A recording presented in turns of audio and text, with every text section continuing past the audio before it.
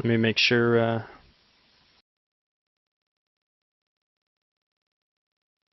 Cool, Cloud. I'll set it up. Right. Do you want me to? I mean, I got the fucking ESV version.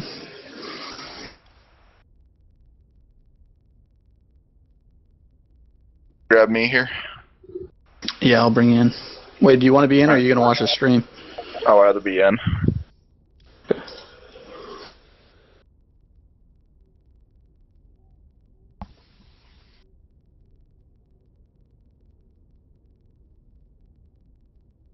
A second. Okay, Cloud Kingdom pick. Perfect.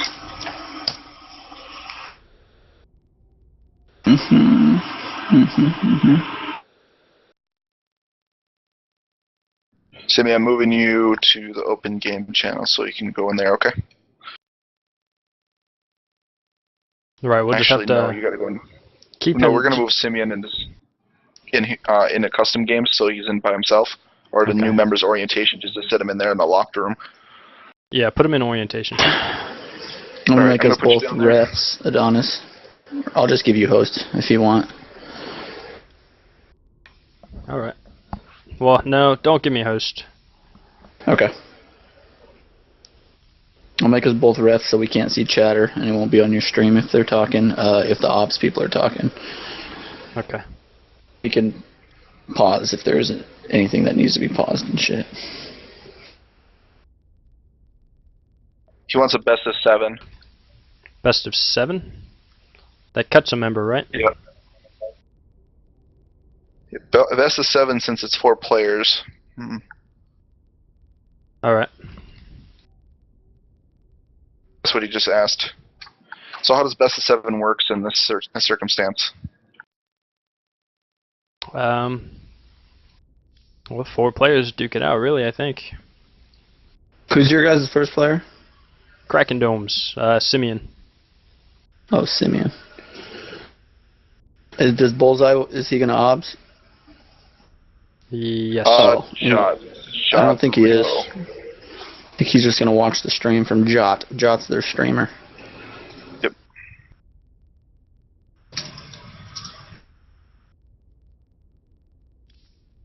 Basically, on these, you only really want streamers and casters in, or else too many people get in and then no one watches the streams. True that. So. I'll still have the stream up.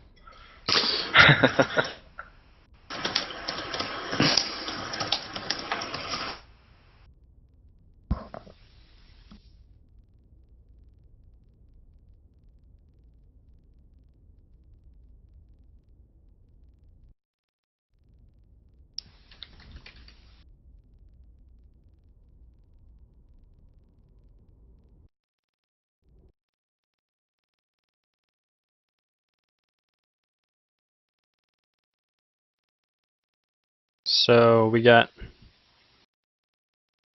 XenN, Stripes, XenN, then Chonnie. There, I just typed it right now. Okay. Alright, well, I'm ready when you guys are.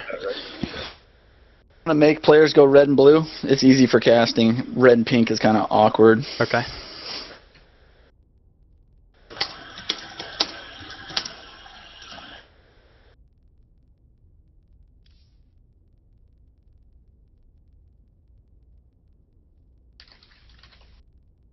Turn on stream, Adonis.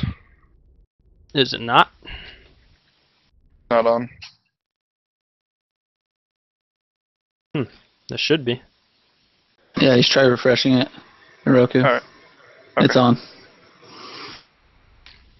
Holy dang, 2 headsets, someone says.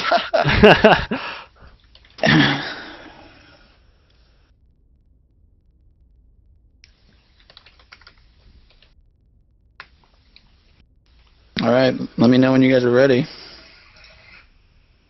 Well, you gotta ask them, so. Yeah, I got that.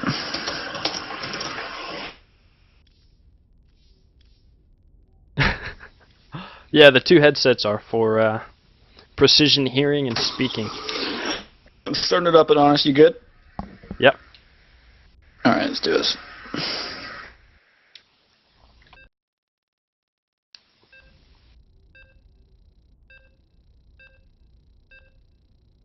Oh shit, I should tweet this out. This guy. We'll get on it. It's already starting. Yeah. You can start her off? Yeah. Right on. I'm going to write a Twitter thing real quick, so you got it. Alright, let me know if anything doesn't transition well, but here we are. First official clan war of Team Evolution. It's going to be between, or it's going to be against, rather, FXO TDS, which is like the community division, BSG. The first map is going to be WCS Cloud Kingdom. And the players are going to be our very own EvoSimian, which is the blue Terran in the top right, against Acidwalk, which will be the red Protoss spawning in the bottom left. Let's see, let's get some production tab going here. Now, PvT, very strange matchup. I really don't understand it at all. Hopefully we'll see something very interesting here. And co-casting along my side is Ken Pachi or Bronze Pachi, Ken Prodigy, numerous names, numerous aliases. We'll just have to see. Of many faces. Actually, Ken Pachi, take it away for a sec. I gotta adjust something. Yep. Absolutely no problem, guys. We are on Cloud Kingdom. Very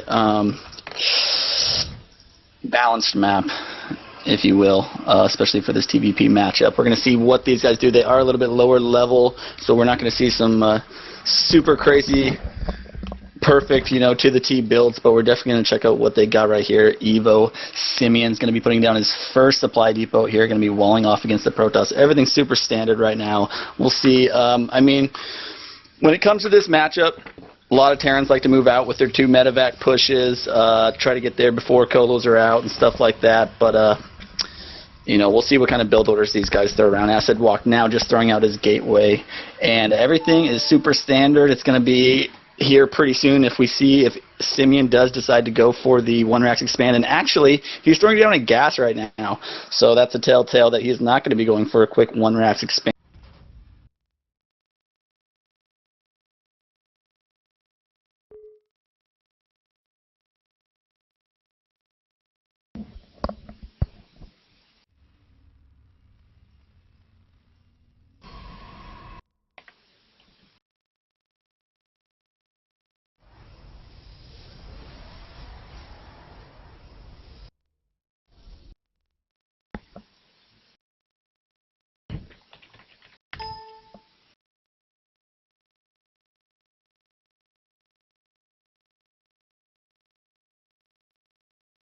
It looks like we just lost Adonis for just a brief moment here. Yeah, can you hear me? I'm back.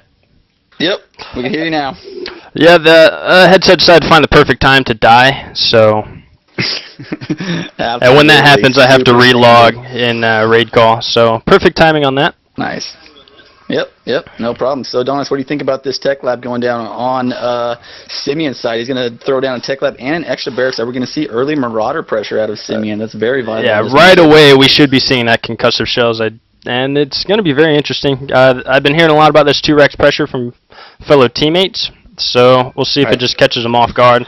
But he does have that chrono boost going down. It looks like he's going to be doing a 1-gate expand over here, trying to clear out, make sure there's no bunker at his natural.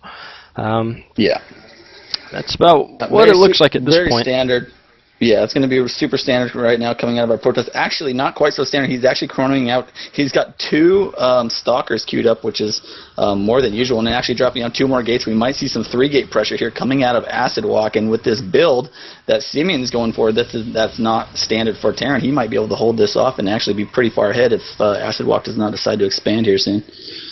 Don't mean to cut in a little bit here, but we look like we have a little bit of an AFK probe in the main base here. A little bit of mismanagement. Now, basically, it's gonna look so. It's coming down to a 4-gate, is what it seems. 1 base 4-gate, chronoing out that, and we got these 2 proxy pylons up near the natural of the Terran, and he might be ready for it. He's gonna have that concussive shell should finish in time. Just barely, right before the warp gates. It's going to be very close, very tight, and he is adding on these additional barracks, so that'll definitely help him. Simian needs to spot this really quickly. If he does spot this, he can get back up into his main, close that wall up, bring a few SCVs actually to repair so the Zealots don't knock down the wall, and he should be just fine from this. But the point is, he's going to have to spot before this engagement happens, because there's going to be some warp-ins coming in right now. Actually, the Stalkers are being warped in. He's going to poke, but these Marauders out here, Adonis, are going to absolutely counter these Stalkers.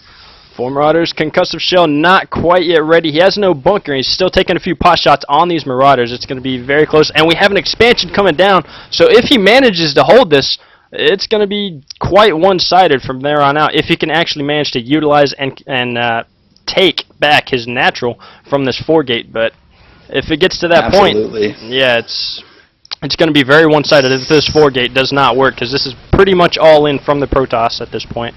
Yes, Simeon's in a very good position right now. He actually was focusing down the barracks for a second, and then now he's going for the supply depot, but Simeon does pull his workers, and he is doing a great job repairing. He's going to be able to hold this off, Adonis. He's got, yeah, he can actually probably go drop a bunker just for extra security, but... Oh, wow. Stim has finished for Simeon. He is pushing forward, taking some shots from those Zealots. He did pull workers as well, and he cleans this up quite handily. Looks like he's going to have to stim back up into the base, but he's going to be able to kite these Zealots for an infinite amount of time here. Yeah, he needs to get more Stalkers in here, but how do you do the perfect measure against such a good comp, especially with Concussive Shell? Like, if you need Zealots to tank for the Stalkers, but... Right. If you have too many Zealots, they're just going to get kited to death, and you don't have any DPS to take out those Stalkers. Questionable about this double pylon here, though. I'm not quite sure what that's about. And with no kiting going on, these Zealots are going to be able to get in close and do quite a bit of damage. Yeah, I was just noticing that. But with, like you said, with this expansion up, Simeon is putting it out down now. He should be able to morph it right into an orbital, and he's going to be in a good lead here. Acidwalk is still warping and hasn't decided to expand yet. Has a probe out there. No expansion has been dropped yet. I think he might be going for it now, but with all that 4-gate pressure and all those resources lost plus those pylons, it's going to be pretty hard for him to come back into this game. We'll see how it plays out. Right. Switching over to the units loss tab, we see 2,600 resources for the Protoss loss, as opposed to the 750 of the Terran, and especially with this command center down, if he just puts up a bunker or two, he'll be safe from any sort of any more aggression from this possible 4-gate. And we'll see actually adding another gateway. So 5 total gateways and no expansion just yet coming from this Protoss. Scout was actually just killed, so Simeon knows that there is no Protoss natural, and he should be feeling pretty solid right about now.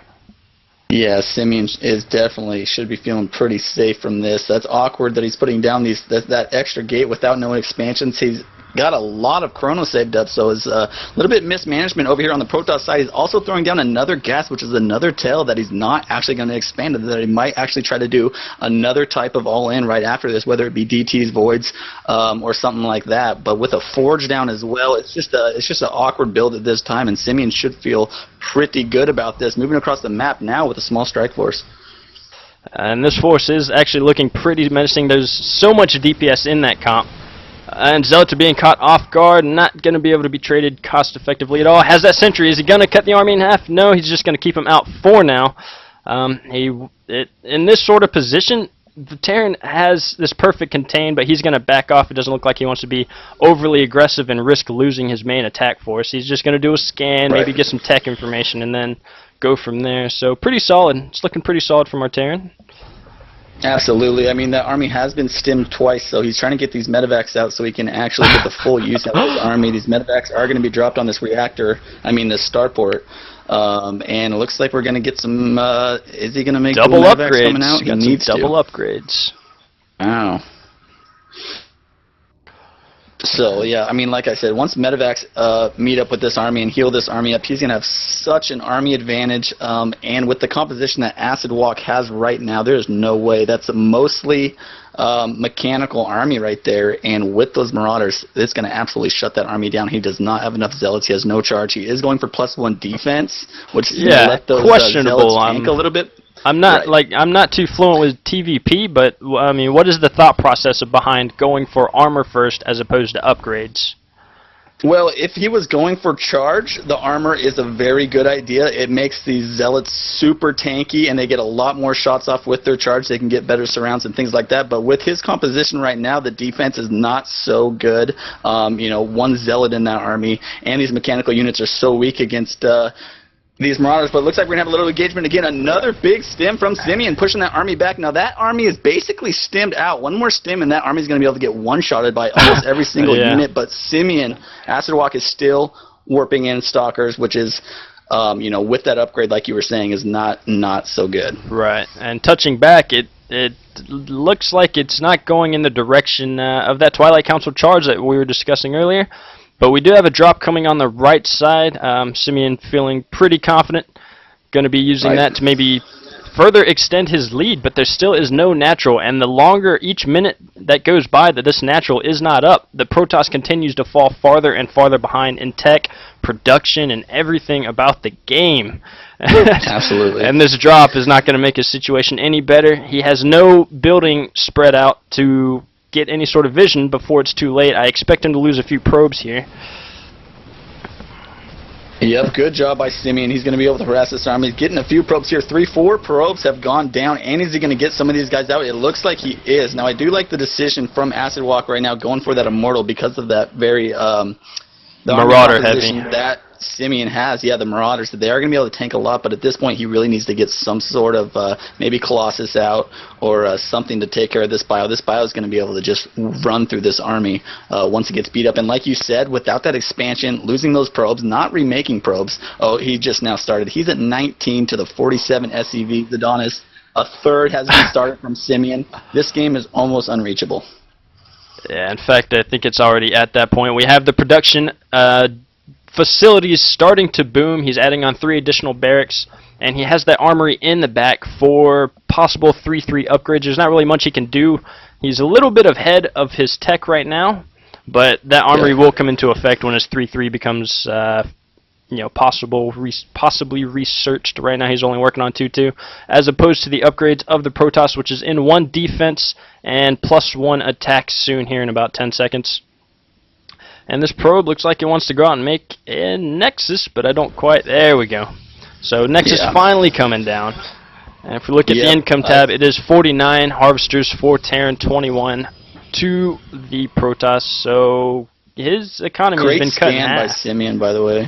Great scan by Simeon. You see how he did it? He didn't just do it on the natural. He did it right on the ramp, so he got to see any tech that was up top that he didn't get to see before if there was there, but he also saw the natural. So really good positioning by him. And the only way Acidwalk is going to be able to come back into this, I think, is going to be a huge attack right now. If he can do good force fields and it's almost going to be impossible. Him just waiting right now, though, he's just going to get farther and farther behind. And we also have a drop going to be imminent here at the bottom right side of the map, going to be coming in the back. But it looks like Acid is aware of this one. He might be able to stop this before too many units get down. It's going to be close, but there's also a drop going up to the natural as well. And he needs to respond to this one at the main. He is doing a few more warp ins. It should be enough.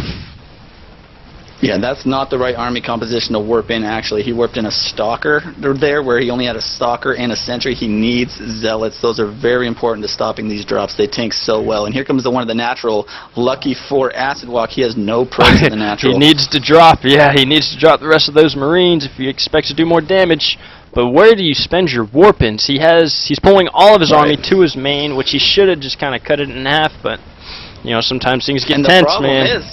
The problem is, Adonis, he has no money. He has 100 minerals. His probes are not on the mineral line right now. Just now getting back, he has no money compared to the 1,700 from Simeon from Team Evo. Also working on this Nexus. He actually could have got this Nexus if he would have stimmed and focus fired it with all his units. And now he looks like he's going to try to do it. Is he going to get that Nexus? It's going to be very close.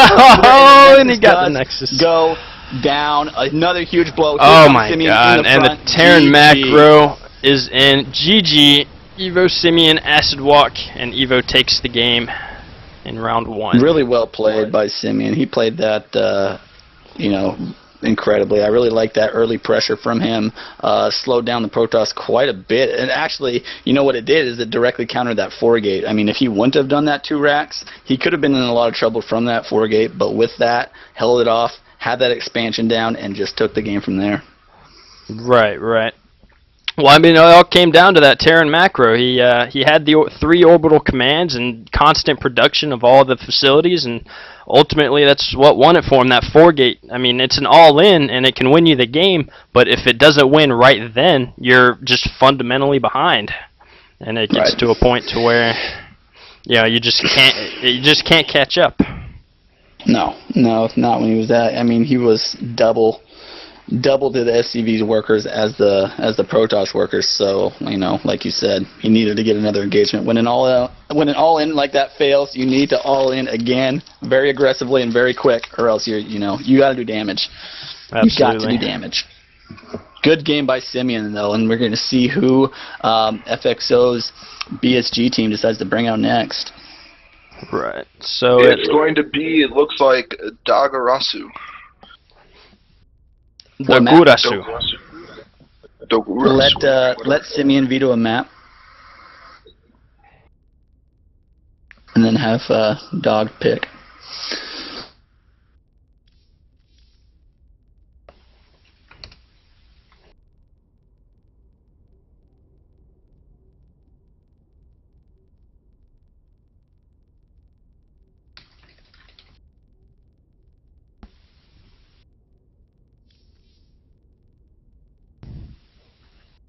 I guess I'll pull him up really quick and tell him. Okay. Simeon, you're going to veto same map?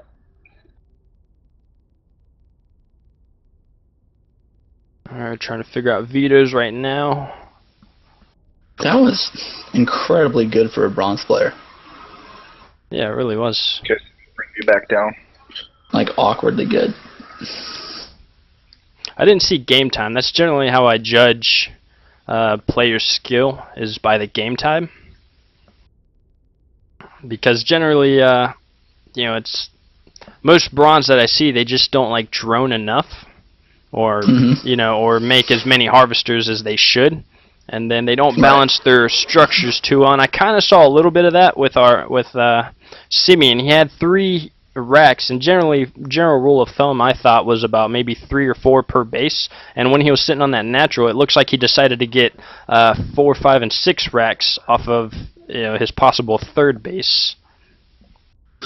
Yeah, I mean the production, I think you're right, the production there was a little bit late. He did have enough money for it, but being able to utilize dual drops is probably good took for a lot of bronze that level APM. player for sure. And that's that would excuse the lack of STEM and the lack of production facilities and. Yeah, no, he played well. Yep. He played really well. Played pretty good for a bronze. All right, let's. Oh, absolutely, no, 100%. All right, it's gonna be Doug. He picks Ohana. Let me set up the map real quick.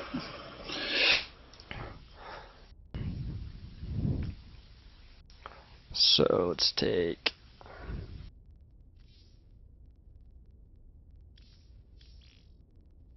So they're going to be sending out Doug. Ooh, dependencies cannot be validated. Try again. Oh, at the map? Right. Okay, hold on.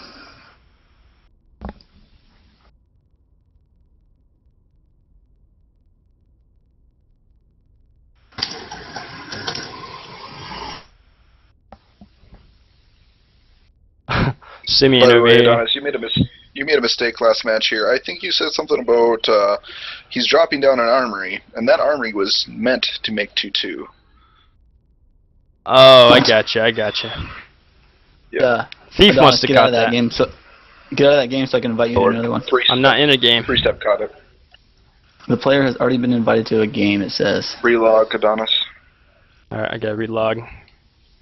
Okay, I'll And invite the guys. ChonnieWin is asking you to take off your shirt, Adonis. I know. People always tell me that. I don't know why. I go to Walmart and people will say that to me. Shut the fuck up.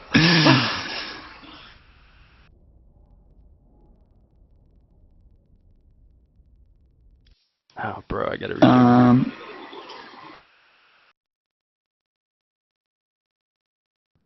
Stripes, take it off for the fans. Take it off now, now, now.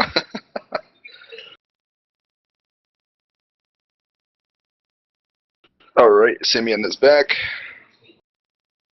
I don't want Bullseye up there. You want to switch that around, bro? No, no.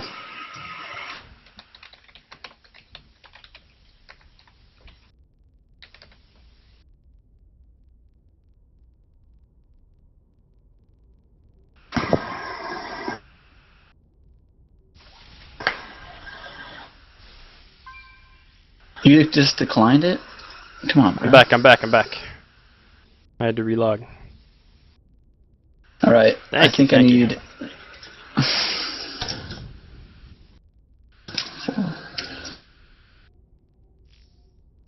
How many masters do we have that are actively on Adonis? Me and Adrenaline. That's it? Alright. Yep. They want another clan war later with Plat, Diamond, and the Masters. Plat, Diamond, and Masters? That's kind of a big gap. Why not Plat, Diamond, and Solid Masters later on? Okay, he said just Plat Diamonds. Okay. Yeah, we could probably do that. Remember, we got 2 more clan wars after this in the future, so we'll have to find a day.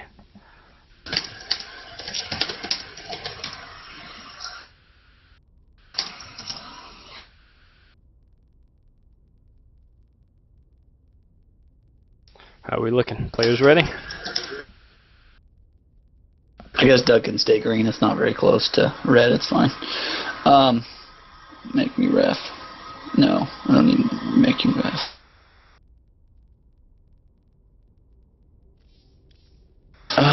Yeah. You guys ready? Good to go.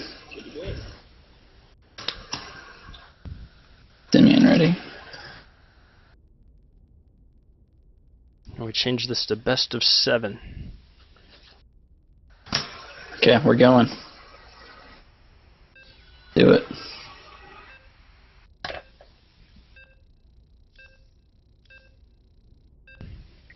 Stripes is definitely wanting you to take off your shirt, bro. He PMing you now?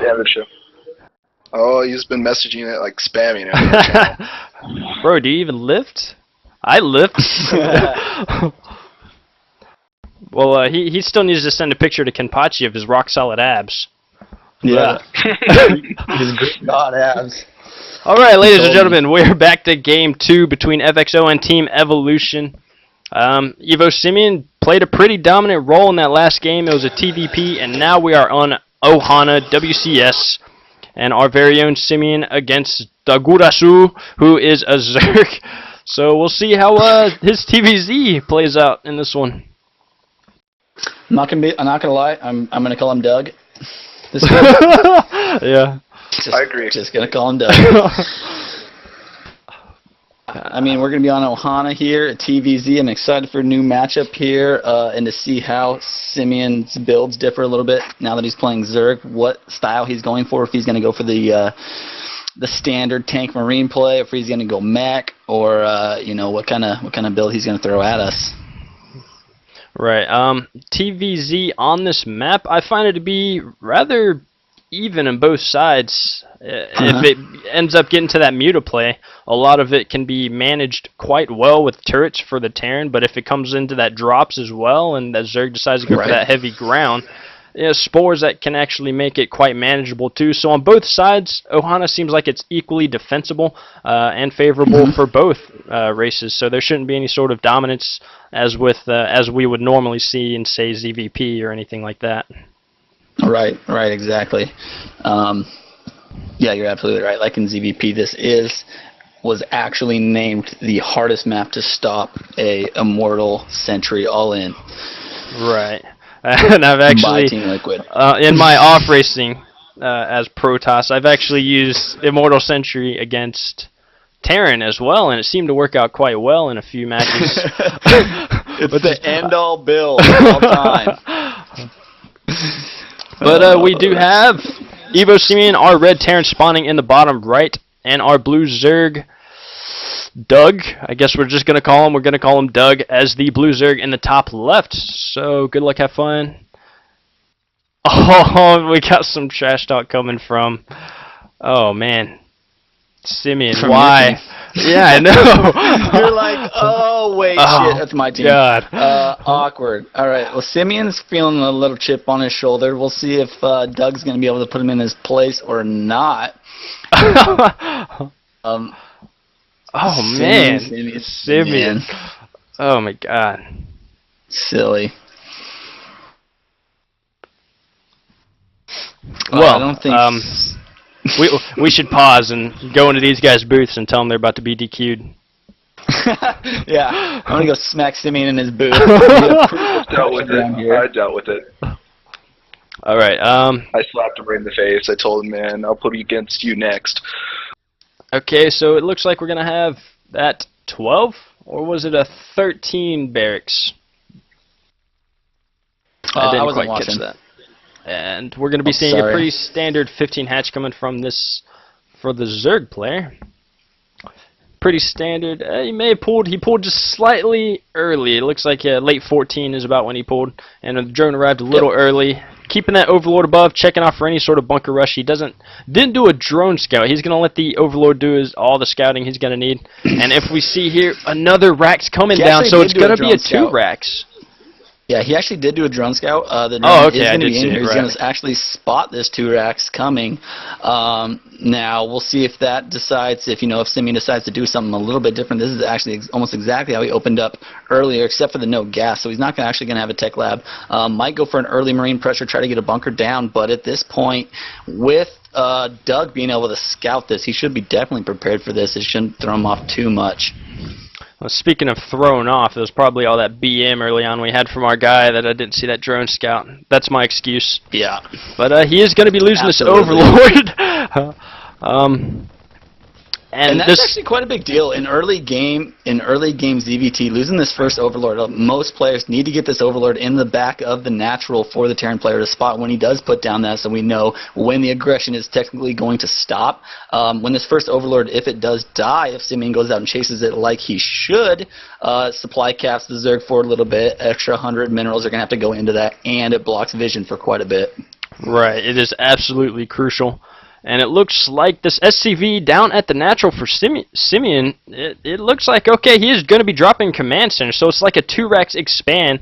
I guess there's potential danger in that, but the spawning pool is done, and a spine is on the way, so he opened up kind of awkward and anti-intellectual, I'd say, especially working on 1 harvester on the gas over here. I guess that's primarily for the tech lab he has on that 1 single racks.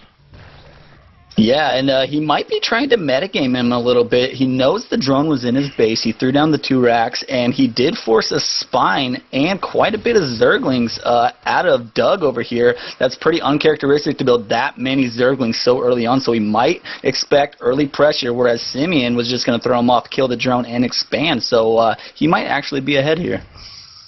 Right now, we have the income tab up with that mule help, though. He's 1 harvester behind at the moment, so not too much of a distinct lead for either side. But we're going to be seeing double gases from this Terran, so that's going to slow down his mineral income just a bit, and hopefully the mules will complement just enough.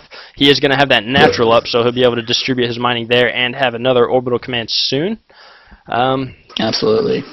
Once again, we also have an early double gas coming from this Zerg, so this can indicate either early speedling or some sort of Bane bus, but generally this is really early for a Zerg to be getting his double gas.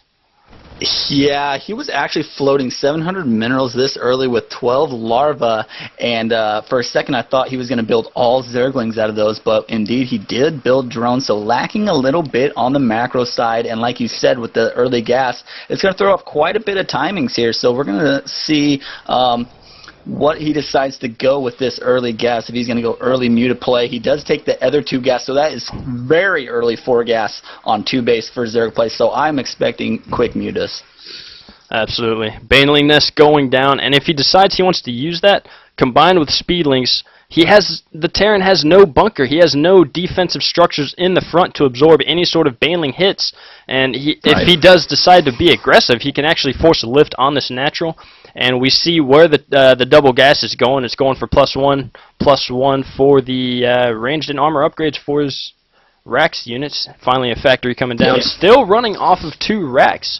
And then with that factory going down, it doesn't look like he's going to be adding onto it anymore for quite some time now. Kind of a different build.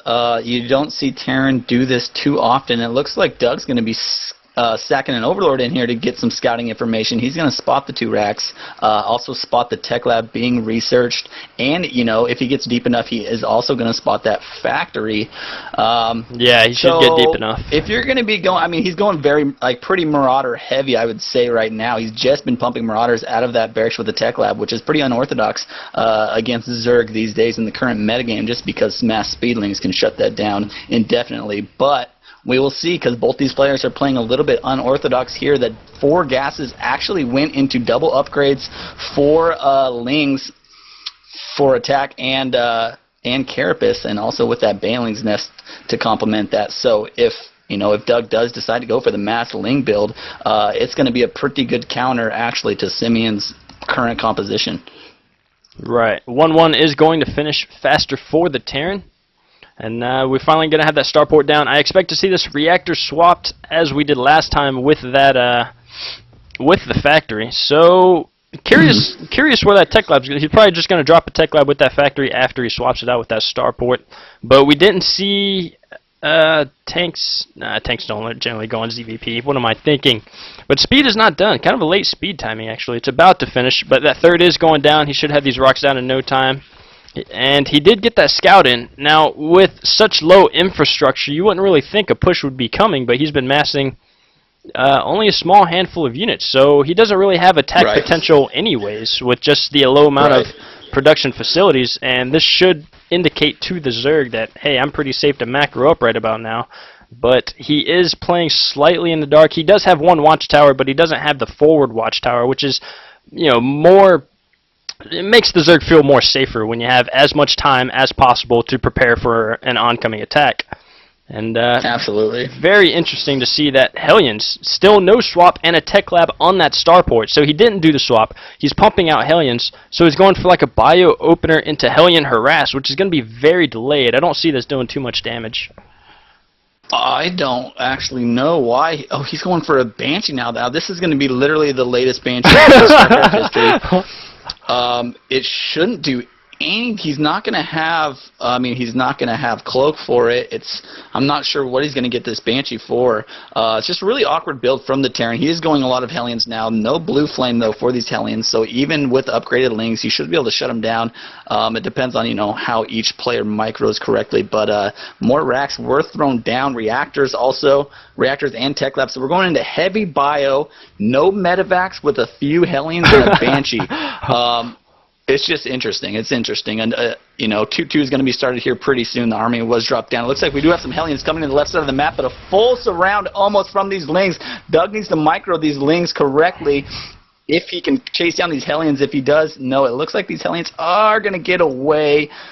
Very important to keep those Hellions alive to keep map control versus this mass Ling style. Right.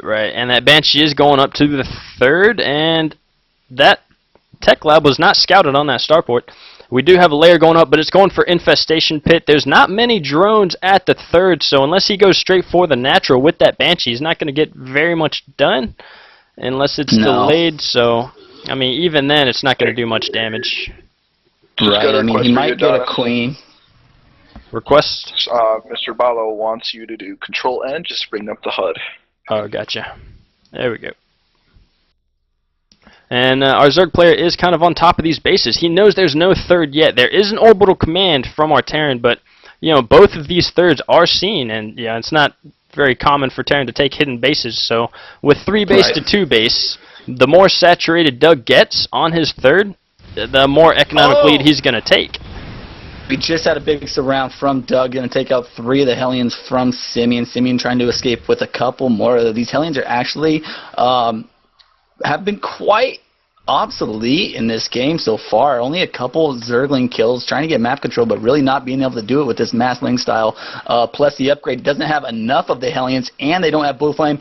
And look at this, Adonis. We have quite a bit of Banelings being morphed in for Doug at the moment. Doug does have Baneling roll. The creep spread is very lacking, so it just depends on how he tries to engage this army. This army is very Marauder heavy, and if I'm sure you know very well, Marauders can take Baneling shots pretty good with this one bunker here. But it looks like we are going to have a Baneling bust here in the front. That's possible, and definitely with no barracks. But this bust is coming, and we got these Hellions out in front. Oh my god, and so much damage done. That bunker going down. He didn't have any sort of buildings up front to absorb any of the Baneling damage. All these Marines are stemmed to death. They've been doing drugs for so long, their teeth are falling out. And finally that one medevac is going to come by and make their day all better. This Overlord does have word of this third, and he is making a fourth, so he's going to try and come back in the macro game. More Lings being rallied here, and finally taking his 5th and 6th gases with Infestors. So heavy bio, no tanks, fighting Lingbane Infestor, and that sounds pretty one-sided. And I mean that composition, right? That composition alone is going to fare quite difficult against a Ling Infestor combo, especially with heavy Marauders. But true story, I've actually fought in heavy bio forces, and Marauders seem to counter Lings quite well. I don't know what that's about. I think maybe that's working as intended. But with the upgrades, we do have 3-3 coming from our Terran player here. Used properly with Custom Style, the Marauders will do very well versus those Zerglings. And that is a Roku, our peanut gallery. He comes in once in often. Hey, Adonis, now one thing to notice is actually Simian has been massing these Banshees. He's up to 4 at the top right side of the map. If he gets 1 or 2 more, he's going to be able to go through and just start wrecking bases like hardcore if these Infestors are out of position. And here come the Banshees right now. We have 4 Banshees coming in, no cloak. They're going to be able to start one-shotting every drone in here. The Queens are also just about 3-shotted. He has not reacted yet. The Infestors are not moving, and these things are absolutely decimating this base. He now sees it. Infestors still not moving. The Queen is going to get absolutely annihilated, and that base is going to go down.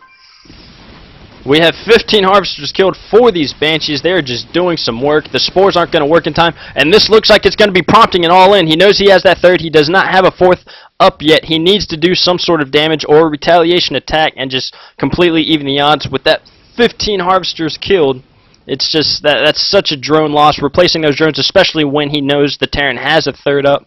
And even a drop, and I don't know if Doug's going to catch it. No, Doug didn't catch it, so there's a counter drop coming from Simian. And it looks like these Lings are definitely going to destroy all these, and this should actually kind of bring him back into the game.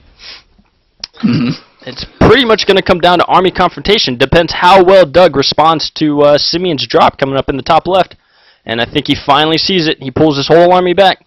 And meanwhile, the main Bioforce of Terran is just kind of chilling in the main. We do have some Spores up, and Ultralisk finally popping. Oh man, I didn't even notice that Ultra Cavern was made. They'll deal with this drop just fine. We still got these Banshees. I didn't either, but you know what's good against Ultras, Adonis? Banshees. Oh, I was going to say Marines. Marines are good against everything, but Banshees, actually, if he puts these Banshees in his regular composition, the only thing that's going to be able to battle the Banshees are the Infestors, and, you know, he has to choose if he wants to fungal them or if he wants to use Infested Terran. But right now, he's focusing on Spores in the main. There's only a Queen here. That Queen's going to go down very quickly, and here come the Infestors to save the day. Here comes the first fungal. They should be chain fungled here. Is he going to get any Infestors? No, he does escape for the time being, but he's running into Spore Crawlers, and it looks like those Banshees are indeed going to go down, but at what cost? He lost his 3rd. He now has another 3rd set up. No drones yet in it. He's almost mined out of his main. Now, Adonis, I am going to go out on a limb and say that Simian is in a little bit of advantage here, except for these Ultras. He's going to have to kite and split his army incredibly. He does have 3-3. Now remember, he does have 3-3.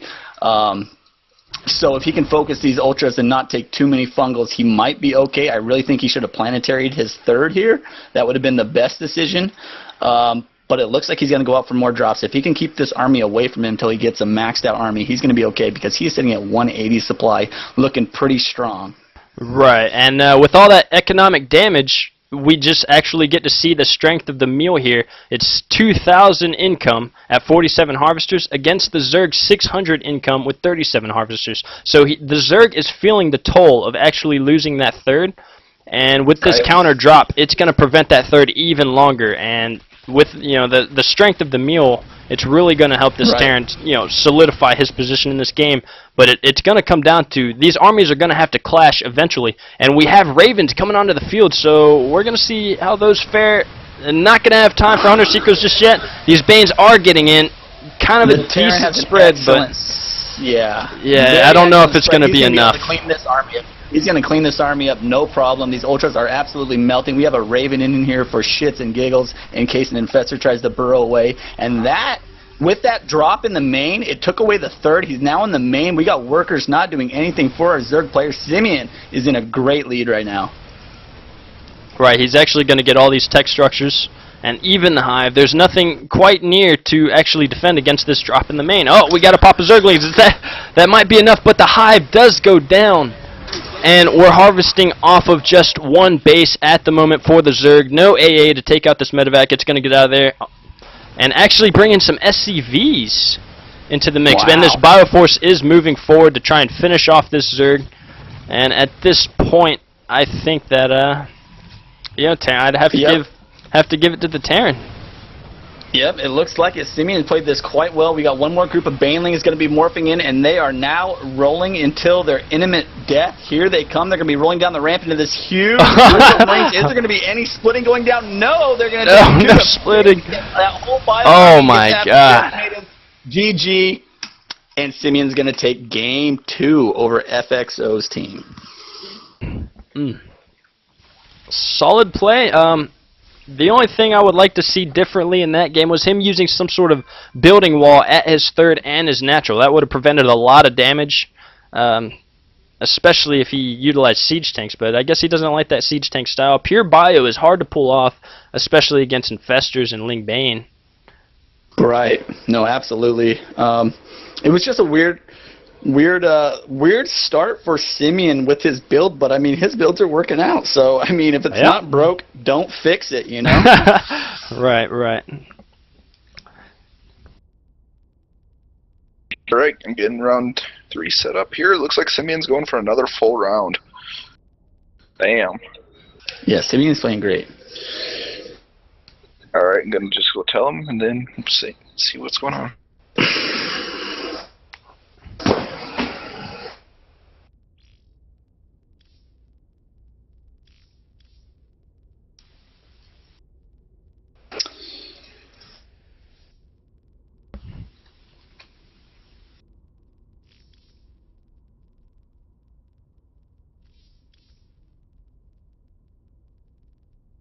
I keep looking back at Simian's thing, man. I feel like he's smurfing us. He's smurfing us, yo. Yeah, I'm.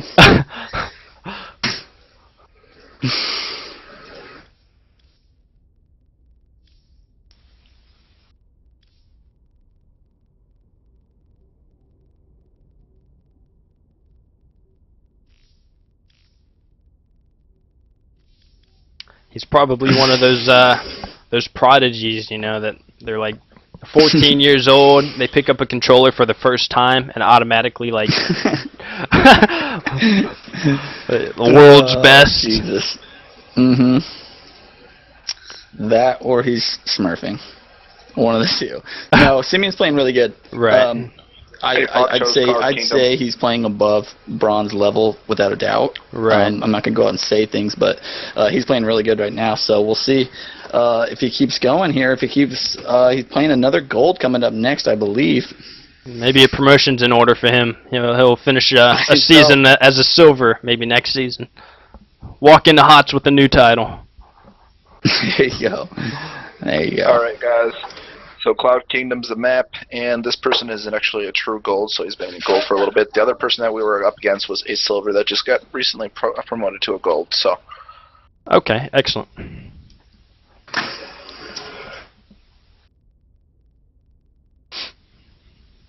Very interesting.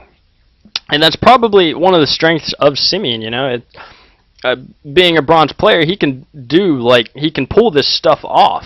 And it's not natural, it can't be metagamed, and it's basically, you know, he's doing what he wants to do, and he's going to make it work. And I think that's catching a lot of these guys off guard. They can't just sit here and metagame him because, I mean, who brings Ravens in a TVZ? Like, I've only seen that in Mass Raven styles. You know? Thorzane does. No, it might have been a misclick. He did have that tech lab on, but I mean, it was a good decision with those infestors on the map so they can't burrow away. And things like that. So, and with the new Seeker missile patch, I mean, they're just nice to have versus Mass Ling Banes anyways, but they're hard to control, especially at the bronze level with that huge army he did have, that composition. Right. But yeah, Simian's been playing really good. His drops are actually... Ken, making map? Those drops were really nice, yeah. Yeah, he did drops at the perfect times. Are you making map, Ken? Keep that Zerg army back. Oh, sorry. What's the map? Hey, we said it like 3 times. Cloud Kingdom, bro. Cloud, sorry, bud. But yeah, their upgrades were actually on par that entire match. They had they were both hitting 1-1, 2-2, 3-3 at the same time. So none of the engagements were really influenced by who had upgrade advantage or not. Oh, whoa, what just happened? Sorry. Don't worry, sorry. Okay, yeah, like you said, they were both 3-3. They started both getting upgrades really fast. Doug started out with a weird gas timing, but he ended up putting those into quick upgrades. Let me relog. Oh, did you log out too? Yeah. I had to. It was gonna pit me up against nobody. Alright. Okay, the game is made. Let me start inviting people. Invite. Where's Adonis? I'm coming back. Okay, invite.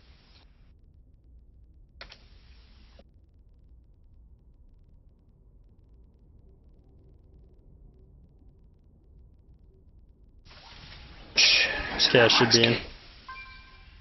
Cool, cool.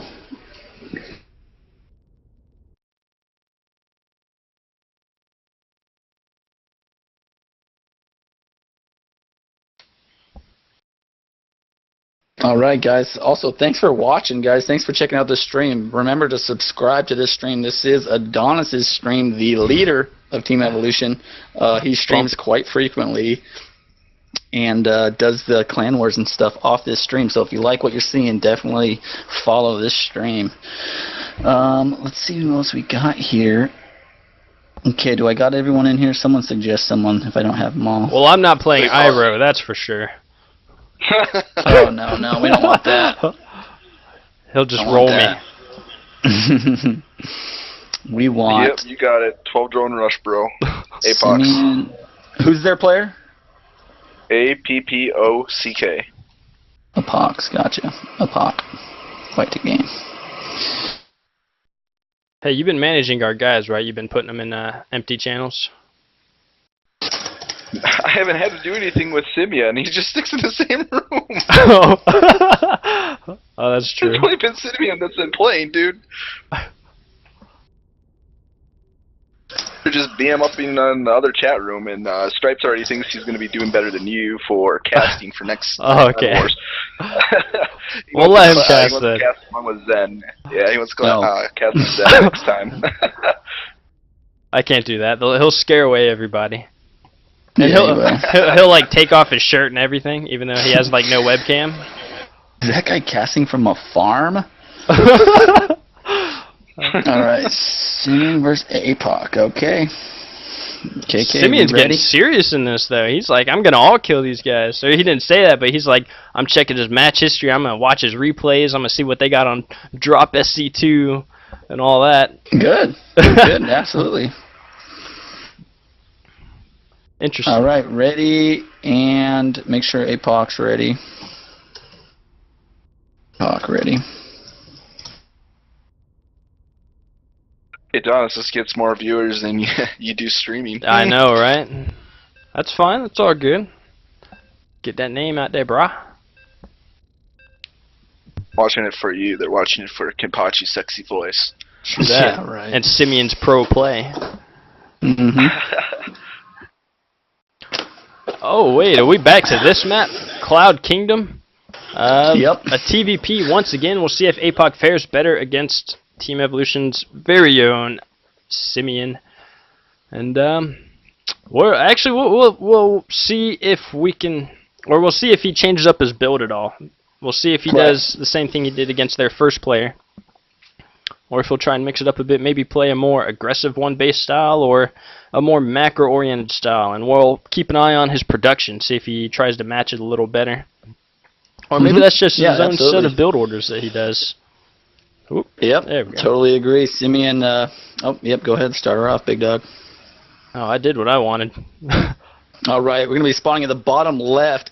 Evolution's very own Simian as our red Terran, and in the top right, we're going to have spawning as our blue Protoss, FXO's Appock. And, you know, Simian played, like you said, Simian played a very well-rounded game of TVP on this map 2 games ago. Started out with a little bit of 2 racks pressure with Marauders, held off a decently aggressive 4-gate, and then just proceeded to just get farther ahead, like, you know, like he should. Yeah, control in that name tag up there. But we're going to see. I mean, I'd be a little bit nervous sending Appock out against him because he had very sound TVP, Simian did. So we'll see if Appock goes for a different sort of strategy here, if he's going to go more macro-oriented game than the last FXO player. All right, so basically it's going to be kind of a mirror. We're going to see these production facilities going down very soon. And, you know, in TVP you don't really need to. I think building positioning is very important when it comes to TVP. Because if you have them all clumped up or something like that, or you're making mazes inside your base, both of these races are very capable of warp, prism, harass, and drop harass, and building positioning, I think, becomes a huge factor in how fast you're able to deal with those. Absolutely, and I think building positioning came a lot down to holding that 4-gate last game, whereas Simian's opting to not go for the wall this time. At least he hasn't started one yet. You know, he did pull up that wall. He pulled SCVs to repair and didn't lose very many units at all. But like you said, you know, building positioning can be a huge factor in these games. You know, I've even seen games where for a Terran to get good surrounds and stuff, they'd lift every single single barracks in their base, you know, for certain attacks just to try to get a good concave, because Terran being funneled in between their own base is a nightmare. And it looks like Simian might be going for that same build. We were just talking about Adonis. He did drop that tech lab down. We're going to see if he opens up with another barracks. Should be dropping it down very shortly if this is indeed that same build. But no, he's going for another extra gas. Another refinery. And we've still got 1 gas coming from this Protoss Cybernetics core, so still looking very standard from this Protoss. And with this double gas coming from this Terran, I can only assume with the tech lab here, it's got to be some sort of 1 racks play. Oh, it's a Reaper. It's a Reaper inside that. So we're going to see some Reaper play against a Protoss, and there's only 1 person I know that does this, and he's a random player. And he's also very, very tear bad. He lost to a Platinum. Close positions on Entombed Valley. That played bad. Are we gonna name drop who this is? We don't need to, but we have. You know who you are, right? If you're listening to this, you're laughing because you know who you are. But we are gonna have that early Reaper coming out. Reaper straight into an expand. Good play. I really like this play. His second Reaper is gonna be coming out. It's gonna be seen though. It's gonna be seen. Yes. It should prompt a Stalker to be chrono, and this Stalker is already on the way. This Reaper is going to do just about nothing. Look at the positioning from Appock. Going to be sending the Stalkers right over to where this Reaper is going to be jumping up, and this thing is going to get no damage done, but he does have that Expo down. Right, and that Protoss does have a probe at the natural, so he's going to see it. I don't know if he sees it just yet. No, he doesn't see it yet, but he will.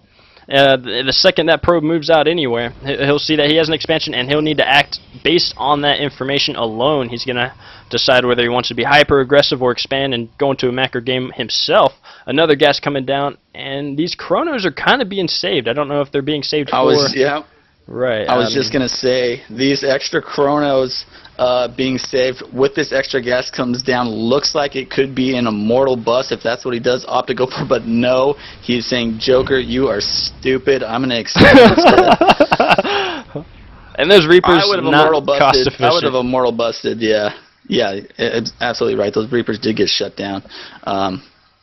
So, I mean, just a heavy gas. I mean, I don't know why he got that other gas. He hasn't put workers in it yet. I don't know if he's trying to throw off Simian, but just a little odd. And right now, Appock should know about that expansion. Okay, he did see the expansion, and that probably did prompt the Nexus over here.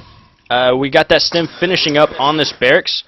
That's going to let us know that he's going to be focusing on that heavy bio play once again. Should be, I expect to see, he actually took off gas, or did, no, I don't think he even started mining gas, or he may have mined a little, and then he pulled off gas, I guess, to further along his production facilities. And still no OC really yet. It's really odd of a build. I wouldn't be surprised to see a Twilight being dropped and possibly DTs. Look at this 3 gas setup he has. He's going to have such a big bank of gas income, and no, we go for a Robo. So Appock is just... just all over the map right now. And I can't predict his build. Like, this is one of the builds bouncing all around the tech tree, huh? Exactly. Like, he's just going for it. He's like, man, don't tell me what I'm doing. I'm doing this shit, and I'm gonna win. So we'll see what he's gonna do here. He dropped that Robo. If he decides to go for the early 3 Colossus push, whereas Simian does have a lot of Marauders already in his composition. No starport yet on the way, but he is going for tanks now. Tank Marauder is something you don't see in PvP. Tanks in general you don't see, but tanks with Marauders, very awkward.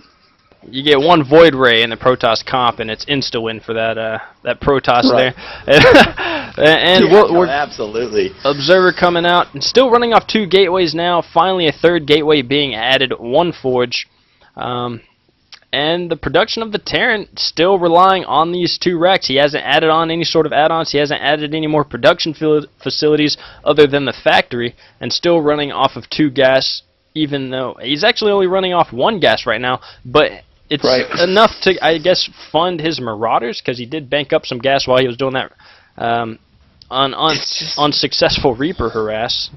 Yeah, he went for 1 tank, a couple Marauders. He's not going to be able to support Marauders and tanks off 1 gas. You're absolutely right. I'm not sure what he plans on doing now. A little bit of a mistake here from Simian is, now he just started again, but he actually did not have SCV production out of his main CC for probably 3 to 4 minutes there. He did get that CC down earlier than the Protoss, but as we look at the worker count, it is going to be 43 Harvesters to the 35 of the Terran, so the Protoss has caught up completely, whereas the Terran had a small advantage in the beginning. Now Appock's going to be scouting this Siege Tank Marauder composition with this Observer now. If I'm spotting this composition, I'm going mass charge lots, like a lot. Charge lot Immortals, right? Yeah, absolutely. That would shut this composition down in its tracks here. We do have 2 bunkers in the front, but just Marauders, tanks. There's not the DPS really isn't there. The tanks add the splash, but the Marauders. But if you get a huge swarm of charge lots, they're just going to tear through this composition at the moment. Some Marines. Oh, it looks like he did. Did he kill that Ops? I think he did. Good scheme. No, it's down by his main mineral. Oh, okay, good. He didn't get it. Okay. He thought he saw it there, but yeah. Okay, gotcha.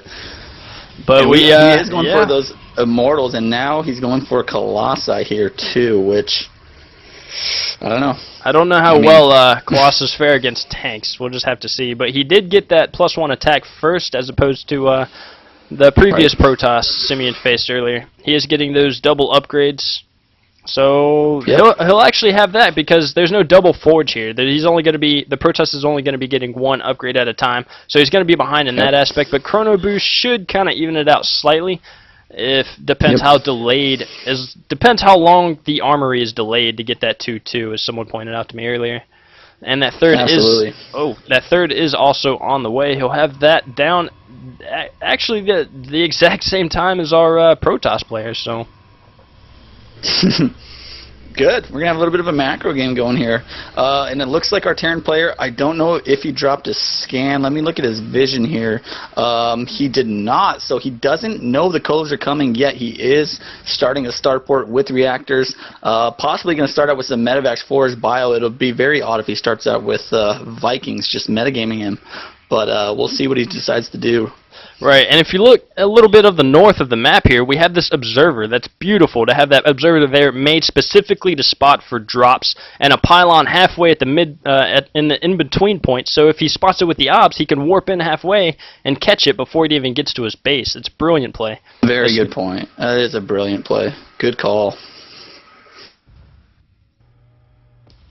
Now, we do have a 4th started for Simian. Simian does have a 4th. I'm interested to see where he decides. If he just, a lot of Terran like to go for the sneaky 4th in the bottom right, but some like to just take up that 4th right in front of their 3rd and planetary. It's a good spot to put a planetary if you're going to put one down.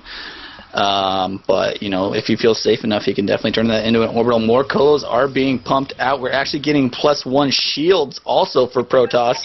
You don't see that every day. Mostly unless you're going for like heavy Archon builds, you actually don't usually see shield damage for quite a bit. We may just actually see that, because we have a Twilight Council coming down, and it's a telltale sign of either charge lots, Yeah. and it's the direct path to High Templars, so Archons may come into effect in the late game, and I think they fare quite well against Bioforces and stuff like that. But what do you think about this? In the natural defense, we have a spread out. I mean, I'm a little hazy on my TVP, but is that some sort of defense position you want to have, a nice spread, or do you want to have a... Yeah, that's actually a pretty good defensive position, especially versus Colossi. You know, their extended thermal lance is not going to get the full force if they're kind of speckled in here. It kind of looks like, you know, he's playing a Zerg, but really good versus... like I said, versus Colossi and things like that. You know, once the battle happens, though, this army's going to clump up indefinitely. But these tanks are going to make it hard for the Colossi to engage this. Once Colossi do have extended thermal lance, they are going to have the exact same range as the tanks. So they'll be trading shots, if that, except these tanks on the high ground are going to have a little bit more vision. So they're going to be able to, you know, take a few shots at those. It's going to be really hard for the Protoss to break into this natural. His only hope is going to be taking this third. Taking the third out from this Terran if he decides to go for that plan. But we do have a scary force moving out for Appock right now. 3 Immortals. If he can put those Immortals a little bit in front of his army to take a lot of those tank shots, he might be able to do some damage. But we do have Vikings now on the map, Adonis. All right. Well, I'm kind of questioning about this. The building wall at the Protoss third over here, that might be counterproductive if the Terran decides he wants to be aggressive in that area. Yeah. No, But, I absolutely agree. The Harvester counts have been even this entire time, though Terran has had a slight advantage due to the meal. Vikings out. Good counter to the Colossus. Probably about the only counter. I would love to see some ghosts. Get some ghost play in here. And we have 2 more command centers coming down, so I'm pretty 90% sure that's going to be what we like to call a thief build. You just, you know, when in doubt, you just make orbital commands to no end. And to be honest, it's actually good in late game TVP because you can actually sack a lot of your SCVs that are just mining minerals, therefore, you know, creating that huge army. If we just look at the income right here, it was at 3,500 off of 65 SCVs, as opposed to the 1,500 of the Protoss, and they're even on Harvesters right now, and that's just it's just so strong for Terran, that capability that they have. He's not even getting gas here. He's banking. Actually, he can actually stand to use a lot more gas. He seems to be starving in that aspect. Yeah. Yeah, I mean, he's built so many gas-heavy units. He has so many Marauders. He has tanks now. Vikings are going to be on the map. Now, this is the point where the Terran needs to get aggressive. He cannot sit on a 200 army and let the Protoss catch up to him because, you know, he can't get any bigger of an army than he currently has right now unless he starts sacking Harvesters. So he needs to get aggressive, mitigate that Protoss army count. Now, this Protoss army count, guys, is actually going to be not very strong versus this Terran bio. Oh. Very good call. Oh, well, that's one way to free up supply. Right. And he has Zealots on standby. Yeah, very good awareness by Appock. And, you know, that all came down to that observer and pylon positioning like you were talking about on it, Adonis. So very good call. That does get shut down. Warping in 1 Stalker to try to take out this medevac. Is he going to get it?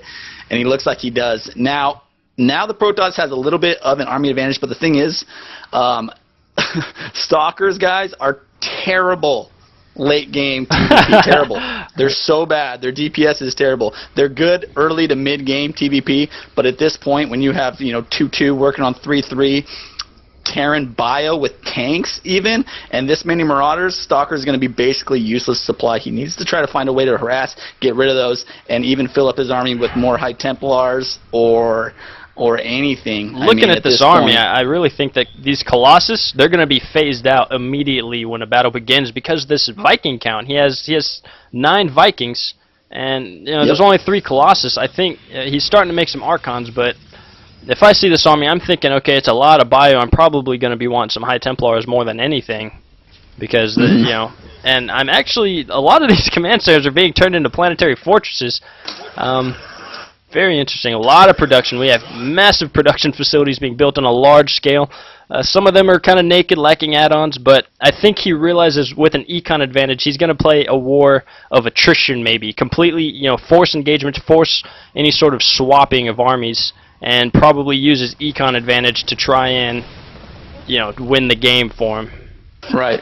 Now, we actually have a huge stim coming out of Simeon. He's stimmed quite a bit, and he's going to be running across the map. I think he's going to try to take out a few of these bases right now, and his army is actually in half, leaving half of his army at home. I don't know the reasoning for this right now, but here come the Vikings. They're going to be all bunched up, taking shots at these Colossi, and now they're pulling back. The Vikings not getting very good shots off. The Colossi are actually shredding through that army. That army was actually basically thrown to waste, and there's the big blink from Appock taking out the rest of those Vikings. That, I'm sorry, it was a terrible, terrible decision by Simeon. I don't know what he was trying to accomplish, if he was trying to snipe a base or not, but that is going to put Appock in a very good lead. Now Simeon has to remake Vikings or medevac. He has not enough Vikings to deal with these Colossi if Appock decides to make any more.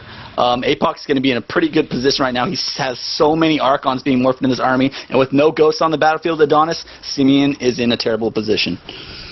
I completely agree. I think he was trying to do some sort of trade or decent trade because he left a huge portion of his army at home. So he was trying to force something to get something done, but it was just so inefficient and so cost ineffective that, you know, it pretty much looks like it put him in a downward spiral. He has these planetary fortresses here, but, you know, without any sort of repair or any sort of assistance, they're probably just going to go down too.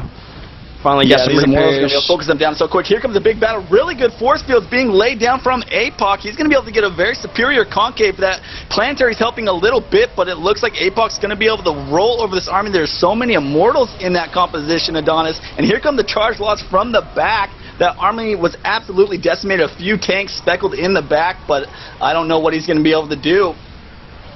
Well, these tanks are finally starting to get in range. He did move out without a lot of tanks, and that's a lot of supply in his army that he's not using up front in the main battle here. But he is managing to whittle it away, but he did lose a base in the end. It's now 4 base to 3 base, and he doesn't really have any additional command centers to fly around anywhere. He still has these tanks tied up in the main base, not really doing, you know, anything really. So he needs to get another expansion going. He needs to replace that 4th if he wants to stay in this game, and he may want to consider even a ghost switch. I don't see a Ghost Academy just yet, but I don't know if he's going to pull this off with just bio tank. Every one of those immortals survived in the battle. The Archons did die, but if Appock reinforces here with charge lots, he's going to be okay. Here comes another engagement and a terrible miss micro from Simeon. He's trying to get too close. He took out 1 Colossi, but at what cost? Lost his whole army. A last storm goes down, and it is just spiraling downhill from here. We'll see if any more Warprints are coming out. Simeon trying to stim and take out more of these units, doing a decent job. We only have mechanical units left. GG from Simeon, and it looks like Appock's going to take that game. Right, that was a very good macro game, very good macro coming out of Appock. And, you know, it was looking pretty solid. Both sides were looking solid, and it started getting sketchy right around the late game. The Terran it was trying to stay on, you know, its tier 2 units for too long, wasn't trying to incorporate enough tier 3 to actually fight back against the tier 3 he was facing. So all in all, just the macro kind of slipped, and the tech pretty much won the Protoss the game. Yep. It was a really good play by both players. Excited to see a macro game actually come out. Yeah, both players played really well. Appock going to be a tough opponent to bring down. His TVP is very sound. I liked his builds quite a bit. Alright, the score is 2-1. 2 in favor of Team Evolution for the moment. We'll see if Appock can even it up for Team FXO. Let's see. Hey, if you want to, Roku, can you set this? Can you set this one up? I have to go to the bathroom real quick. I'll be back in like 30 seconds. Yep, 1 second. I do have to let you know, Adonis, it looks like we might switch over to a best of 9. Their bronze player did show up, and we do have Ninja Duck in here. Okay. I believe. Let's see. Back to best of 9. Well, this is sketchy. Yep. Alright, ladies and gentlemen, we have added on an additional 2 matches. We did tailor it to a best of 7 because our silver players were slightly late.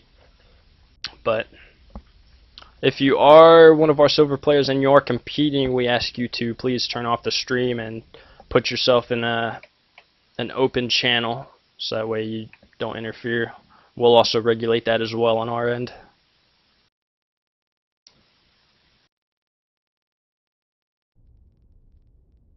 Okay, we have a veto from Appock. He says, anything but Abyssal City. He is going against Stripes. We're going to use Ninja Duck Bob towards the end to go against their other bronze player if he gets to that point. I know it sounds odd, but since we already have it started here, we got to go continue with our lineup on both sides. Right. Okay. So let's ask Stripes here and figure out what map he wants. I'm back, by the way.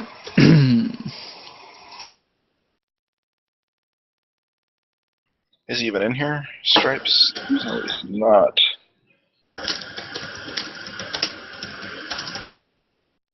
Hey, Stripes, let me know what map.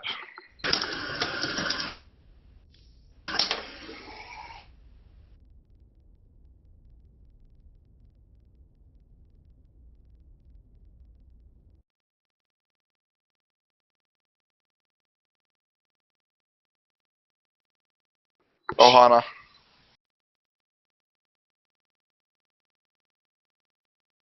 Alright. I moved Stripes into an open channel. He shouldn't be. Okay. He shouldn't be able to talk to anybody.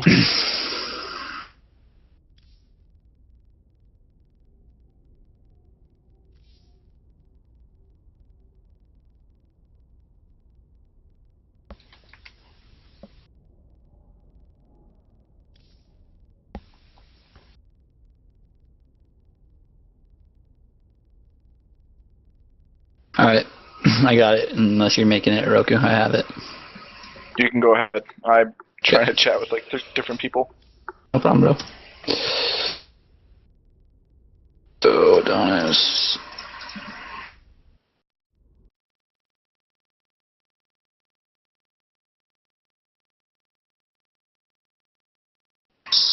Appock.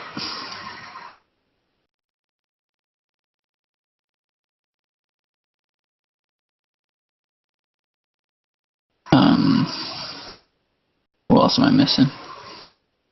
You got me here. You need to grab me. Gotcha. You don't have me already. Coming in, bud. So we'll put Stripes. That's who's playing, correct?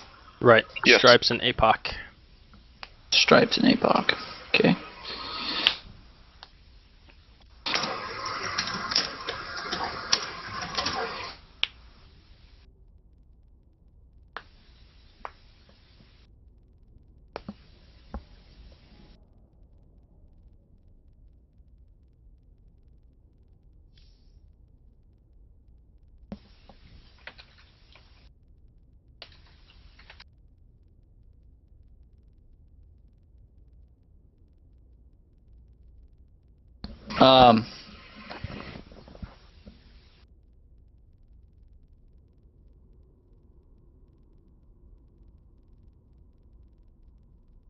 Sorry, still getting things set up here. Should be almost ready to go.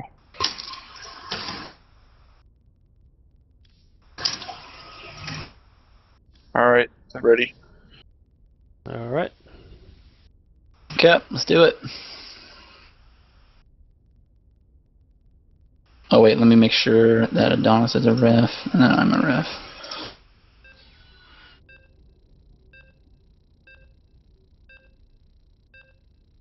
This is game. Alright. Well, game 4 is underway between Team Evolution and FXO. It's going to be Appock. He's going to be carrying over carrying over once again, rather. We're going to finally see some PvZ in here. On Ohana, we were saying earlier that, you know, PvZ is very Protoss favored. I wonder if we're going to see an Immortal Sentry all-in. Yeah, that would be a good decision. Appock was saying PvZ. Okay. And then, like, yeah, we see the map that we're on, and now we kind of know why he's nodding his head. That's good. But we do have Stripes spawning in the top left. He's representing Team Evolution, and FXO is representing, or Appock rather, is representing Team FXO. Name tab's going up. Bam. There we go.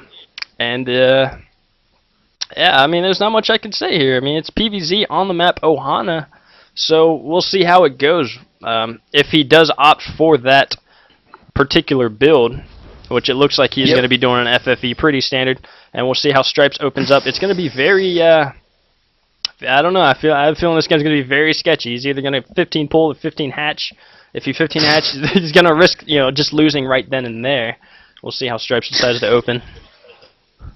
Now the current score, guys, right now I believe is 2 Team Evolution and 1 Team FXO. Simian starting out really strong for Team Evo, whereas Appock just took a game off him in a very intense TVP on Cloud Kingdom. So we're gonna see how Stripes fares now against Appock on this map. Like Adonis said, now Stripes, guys.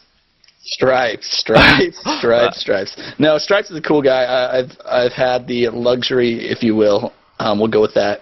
Playing with Stripes quite a bit. He actually does like to go for a lot of aggressive builds. I don't know if that's just versus me or if that's versus everybody, but we'll see if that's what he indeed does decide to do here. Appock doing a good job, going to be able to scout, and then he's going to go try to delay the hatch for as long as he can. Appock's playing pretty standard Protoss. He looks like he's going to be a very sound Protoss.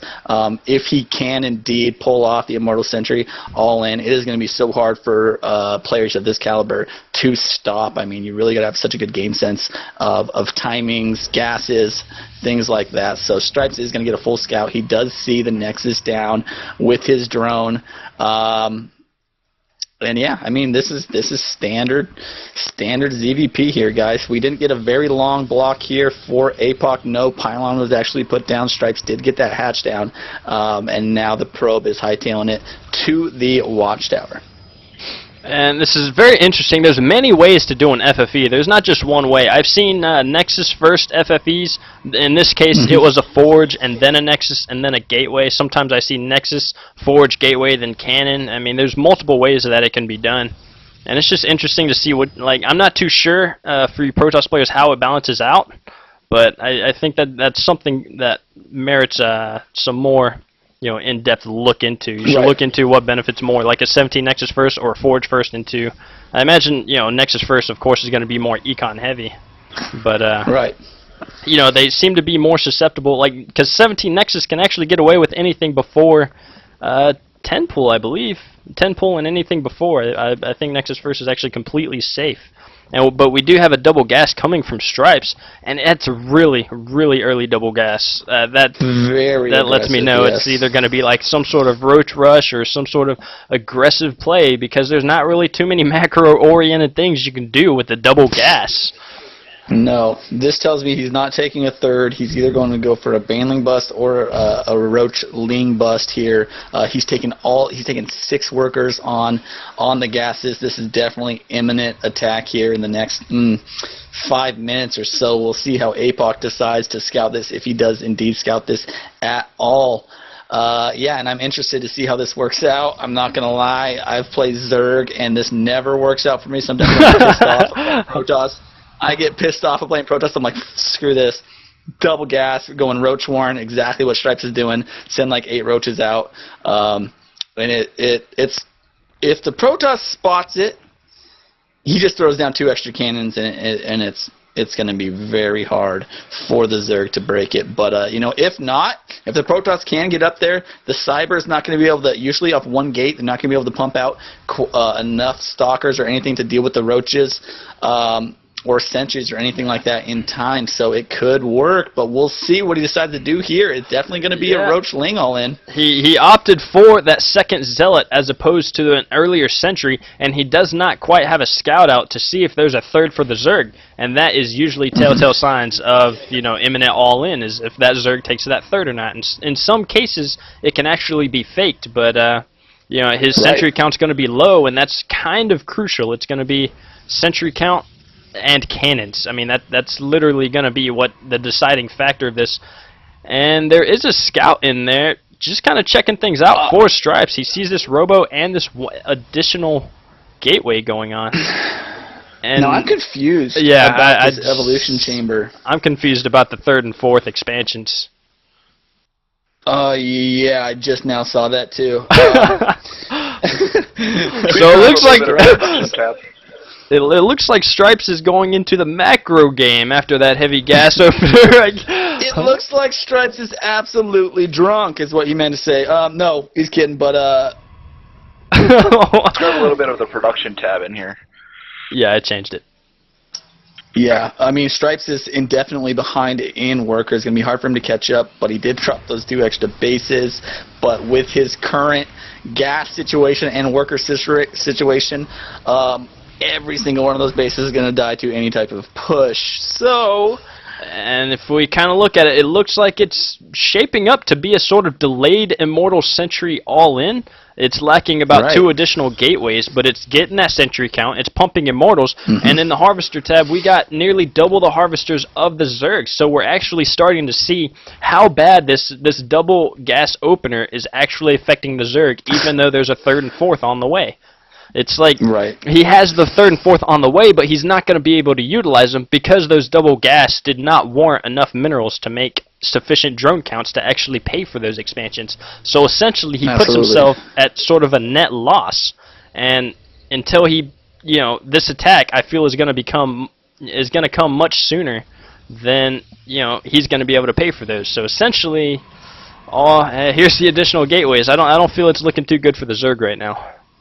No, the Zerg is in a terrible position. It's going to be really awkward when the Zerg goes up to that 4th that Stripes has, because that's usually where they put their pylon for their Immortal Sentry and work their way down that ramp. And it's going to be like, what the hell? We got a base here with no drones? Okay, I'm going to take this out real quick.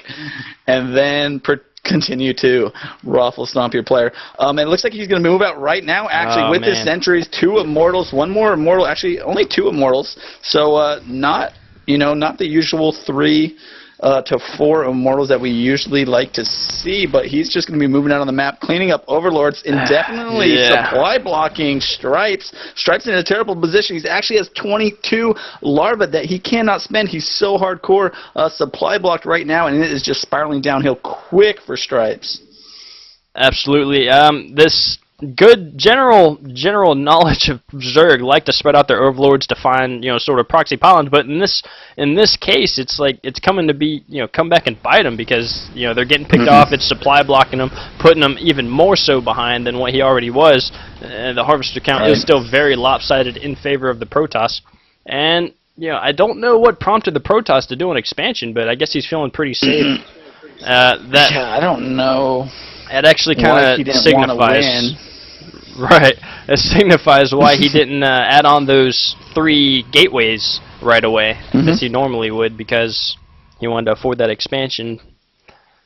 I mean, yeah, he's playing really safe at the moment, right? He's got the army composition he needs to destroy the Zerg. He wants to take that expansion, just be super safe. I feel like he knows he's far ahead. Let me check his vision right now. He has no scouting information. Our Protoss player does not know anything that the Zerg player has. He only knows that the Zerg has a natural, doesn't know about the other 2 bases, has not really spotted the army composition. So just a little bit weird for him to be taking that 3rd without much scouting information if he was going for this build. Might be a standard type of play, but I mean, he's right now letting Stripes get back in it a little bit. Right. If he lets him drone up and saturate those bases for a good 2 minutes at least, to at least pay for him, he'll get closer and closer. But I think ultimately for now he'll be behind, because he's going to be forced to make units right here as we have this 4th going to be going down. He's going to be forced to make something instead of drones, so I don't see that economic lead being closed any sooner. He does have speed and drops, but I don't know if he's going to utilize them. In the bottom right here, we have an Overlord being filled with Lings. He's going to be doing a counter drop, but he may be a little distracted by this menacing force up here. Yeah, I mean, imminent death is going to be pretty scary. He's going to be getting that Immortal. Stopped by a really good job on getting that Immortal. Force field's pretty. Oh my God, another Immortal. And he needs to just kind of get out of there. He can't fight in those force fields. Weird force field placement, actually. It wasn't exactly a cut in half. It was just kind of a scatter. Close my eyes and put them down. And these armies are going to walk right past each other. They're not even going to engage. There we go. And those force fields going to be trapping, letting those zealots get in close and personal with those roaches, which is where they like to be. I could just this deal army's so just much getting DPS. Huge. Right. Yeah, this army is too big. It's too big at this point. Stripes a little bit off on his build. He's now trying to build Hydras, which, yeah, they are good versus composition, but at this point, they're not going to be the saving grace that he needs. The Lings were up in the base doing a little bit of harass. I don't think they got much. It's actually, he's actually not even attacking them just yet. There we go. A little bit of distraction and delayed some mining time. Actually, enough mining time to actually pay for those lings. He probably thought there was more in there than he thought. But what I would love to see is some banelings in those overlords, and that'll definitely help thin out the sentry count, make the immortal sentry a little easier to deal with, and for future possible probe harass. It just seems like there's so much more potential with banelings, I think. And it looks like instead he's going to offer a doom drop here. He's loading up his entire army into overlords. I'm interested to see where he puts them because the Protoss army is going to be marching on his base. And these overlords take a little bit to unload, so if this Protoss army gets over here, he basically has to go for a base trade, or he needs to unload his overlords now. Either way, though, at 170 supply over the 120 of Stripes, he's in a terrible, terrible position. No spine crawlers out, and here comes the doom drop from Stripes. It's going to be moving across the map. We'll see when it does, in fact, get spotted. But might have a little bit of a base trade scenario, or Appock might just move back, defend this, and then if he catches it out of position, if he just happens to meander over there, yeah, that'll be terrible for Stripes. But he does have a doom drop on the way, and if we take a quick look at the upgrades, it's 2-1 for the Protoss and 1-0 for the Zerg player. Not researching, or finally got 2-2 on the way. Actually, weird upgrade pathing, and he is catching these overlords out of position. He's actually going to be losing quite a few. I don't know how many more he's going to be able to... Oh, man, and there's a shift blink rally in here. Going to be taking out a lot of these overlords before they're even going to drop. And a warp in. I don't see this doing too much more damage. Now, that was really weird, actually. I'd have to go look over that replay again, because nothing would have prompted Appock to move his army over there at that exact time. Just a little bit weird for him to do that at that exact moment. I'm not trying to call names or anything, but anyways, he does end up cleaning up this army handily, no problem, and it looks like Stripes is now leaving the base. Overlord's all intact, but the army is crushed, and Stripes there's no way he can come back. We do have a lot of massed Hydras coming out here. I don't know if he's going to be loading those into Overlords. I wouldn't recommend it, but we have a fourth base going down for this Protoss here. Lots and lots of Hydras. Now, if I was a Protoss and I saw this, just one building to end it all. Robo facility. And he's going to be catching a lot of these Overlords, just kind of, meandering around, kind of floating around in weird spots. And probably supply blocking Stripes once again. We've got range on the way. Yeah, and 2-2 almost finished. I mean, Stripes is just barely surviving at this point. It looks like this might be one of the final engagements here. Here comes the army. One force field thrown down. There's a couple more. Hydras don't really care about force fields because they outrange all the Protoss units, even with the force fields. So those are nice to have in that composition. The Protoss now backing up once again. I think he knows he can go win the game. I don't know if he's toying with Stripes now or not, but either he's playing super safe, but yep, that happens. That does happen. Looks like he's going to jockey here for a little bit better position, which is a good idea. This army is pretty massive for the Protoss. Stripes is in a lot of trouble. Here come the rest of the Lings. The Hydra is going to do as much as they can, but a very good concave from this Protoss. Guardian shields being thrown down. Force fields being thrown down randomly. Looks like he's going to be able to roll over this game. Yeah, this is a point of no return. The rally is going to be slightly messed up too because he didn't bust down those rocks. And pulling drones, that's just kind of like the last-ditch effort. Even if you know you've lost, it's just kind of like, okay, I'm going to try and at least kill this force before I GG out. He's pulling all of them, even from the main and the natural. Last-ditch effort. And, always funny to do. We got additional warpins and Archons coming from Appock as well. Yep. I mean, now we're just waiting here. Stripes gathering all his guys. Yeah, he's getting the last bit, holding the line. He's about to do a 300 standoff against the Persian army over here in that narrow little choke. Except the Persian has force field. If he yells for Narnia when he goes after this attack, he'll be my best friend. Come on, do it. I want him to type for Narnia with exclamation marks and just go. I don't know. He stacked up quite a bit of transfusion energy, so those Hydralisks might not even die. And here comes Appock climbing up to the top of the ring. Oh, my God. Yes! He is the best! Oh, my God, I'm calling him. I got to call him. I got to call him. I love you, Stripes. You, sir, have entered the Joker Hall of Fame. And here is for Thief, for Joker, Homo. All right, so it looks like he's going to be able to take out this last base here, and that is going to be GG. I think I'm going to leave the game. It should be GG. He should be GGing any minute now. There's really no sense in just waiting for this. No. All right. So that's going to be the end of that one, and it looks like Appock's going to be able to take out Stripes, evening the score up 2-2 now, Adonis. So it's up to Team Evolution to see who they send out next. I'm going to jump in the replay real quick. So you guys make the map. All right. I just want to look at some stuff. We're sending in Chonnie next. All right, Chonnie's.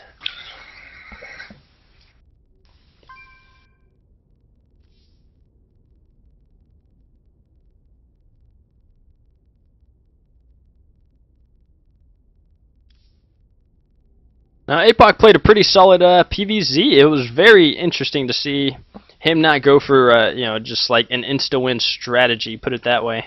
That most Zerg players would consider it. I mean, not necessarily true, but it's considered, and it's been implied. But yeah, it's cool that he didn't result to that, you know, immediately. He wanted to draw it onto a macro game. He wanted to say, okay, look, this is the, you know, this is how good of a player I am, you know, and I'm not just going to try and cheese for the win. So, very respectable play by Appock, I think. Yeah, absolutely, absolutely. He played really strong. He's going to be a tough Protoss to stop, definitely for Team Evolution. And hopefully, I think Chonnie practices a lot of ZVP. Good. Okay, I'm just clearing up. I wanted to make sure Stripes wasn't still in the stream, but because that would have been BM. And he wasn't. Someone clarified that Iro went and told him to say for Narnia. Nice, perfect. Excellent. Had to. Looked pretty funny. Yeah, it was. Made my day. Alright, so it's 2-2, and we're doing a best of 9. Chonnie here. 1 second. Tell me when you guys need me. I'm just watching something real quick.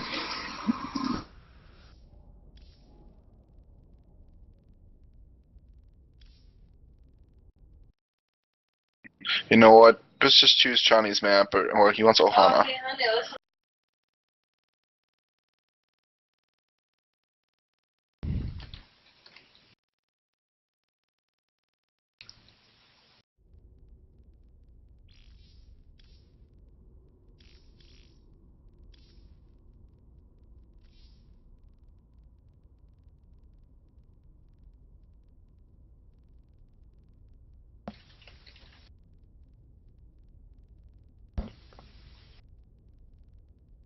Now, if there's one thing about Chonnie that we know, don't want to reveal anything just yet.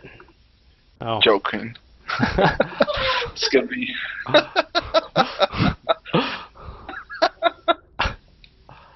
Dude, it's in his name, man. You know it. Interesting.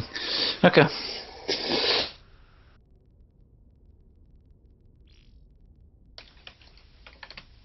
Oh, he wants Antiga. Oh my god, are you serious? Wait, he's playing Terran, right? No, he's playing random, I think.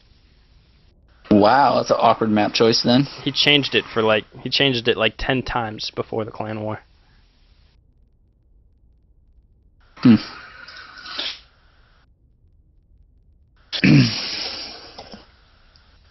He's going to Antiga. Okay. Load her up, or am I going to load it up?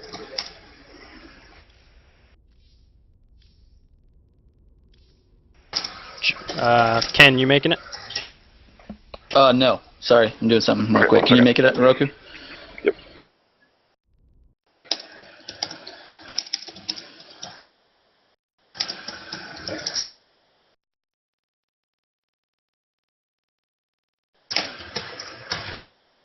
Loading.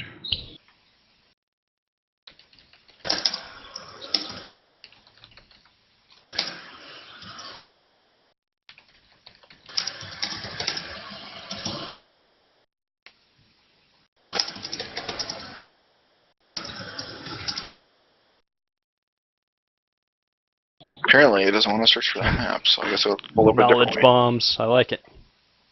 Did you guys know that Ohana means family? Compliments of P-Knuckle.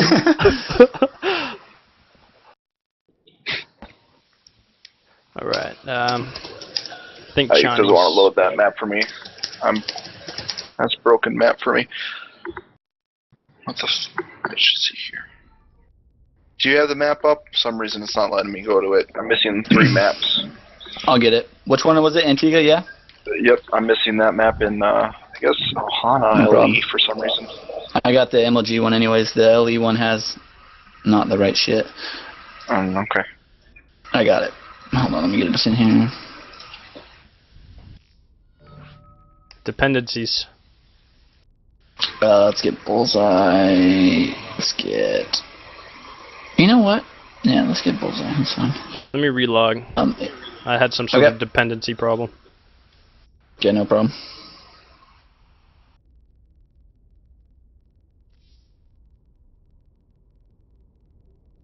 God, it always gets me every time. It's got to be like the Why is it GSL maps or something. It might be. I wonder if it's... I don't know why it's doing that. Roku, can you join? Nope, dependencies. It's you, bro. The hell?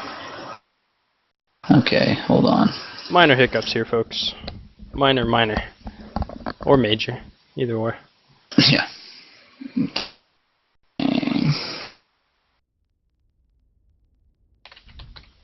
We'll just go ladder. I don't want to do ladder edition though. I want to do...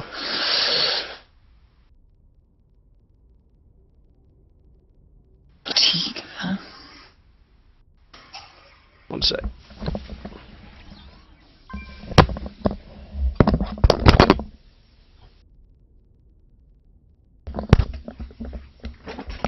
Oh, he takes off a headset and then he goes to do something. Had to turn my fan on. It gets really hot and bothered in here when I got my stream going. Yeah. Can you join that one? I'm in. Yeah, let's get So it's Bullseye. just you. Let's get Appock. Let's get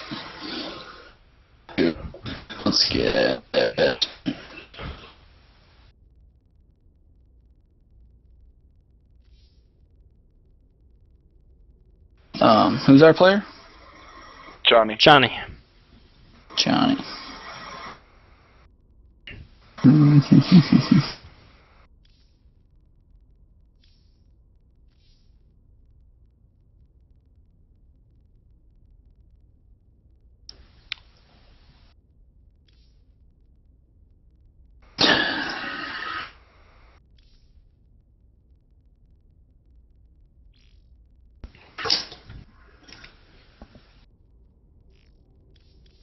Alright, are we ready, fellas? Waiting for Jornada. I don't know if he... Jornada's not in this. You gotta grab John Repo, I believe. Joe Trippo? That's how I'd say. Trippo? Joe Trippo. Gotcha.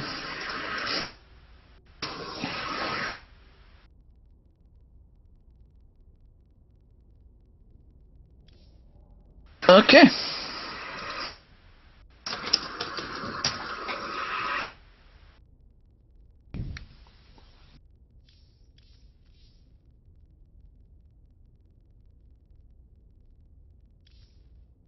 Alright, let's do it. I'm starting. Waffler? What's a waffler? That's just a cool name. Waffler. Had to waffle away. Okay. Can you hear me? Good to go? Good. Alright, we got ChonnieWin representing Team Evolution. Team Evolution.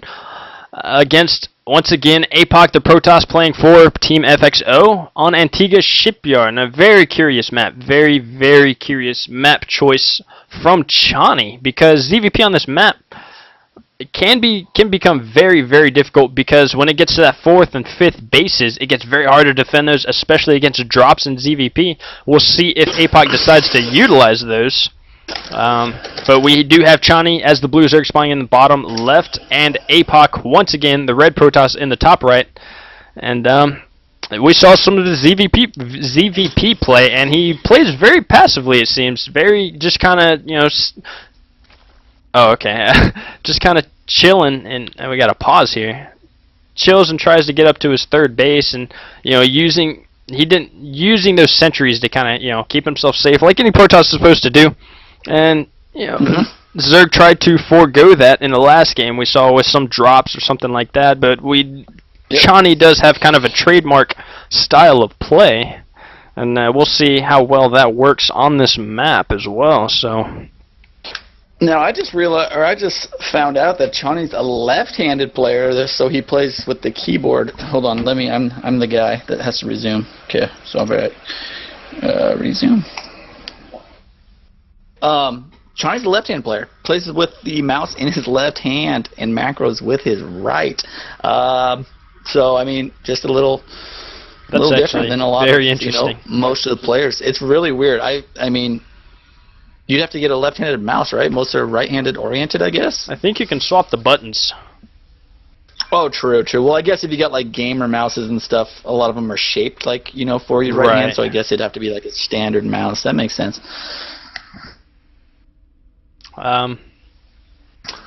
Okay, well, we shouldn't see any sort of Protoss shenanigans because this is a GSL map. So there's not going to be any sort of cheese with a triple pylon block. That doesn't quite rule out cannon rushes, so it is once again going to dictate how the Zerg is going to open, whether he's going to try and be a greedy fast expand. Yep. But, you know, these guys know exactly where to go to scout. It is force cross spawns, drone going exactly where it needs to, also with the probe as well. Getting up to that point where the first tech structures are going to dictate what's going on.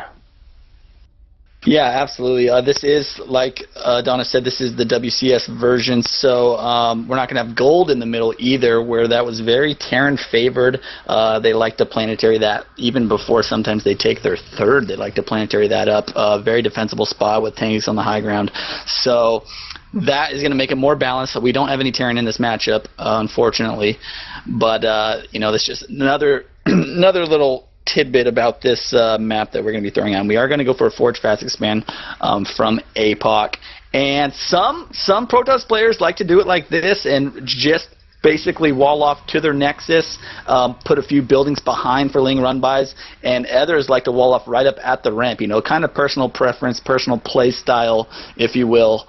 And we'll see how Appock decides to wall this off. There he goes, putting a pylon there. Now that's going to deny some ling run-bys from the back if he can get a full wall across this nexus. So he's played this map before. He knows what he's doing. We're going to see exactly how he decides to place his buildings out here.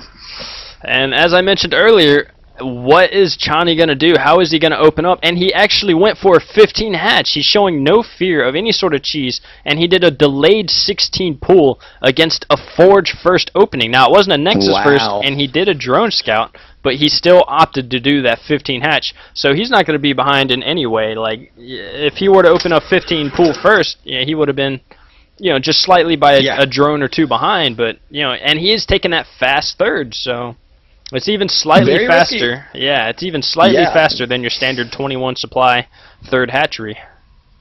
Absolutely.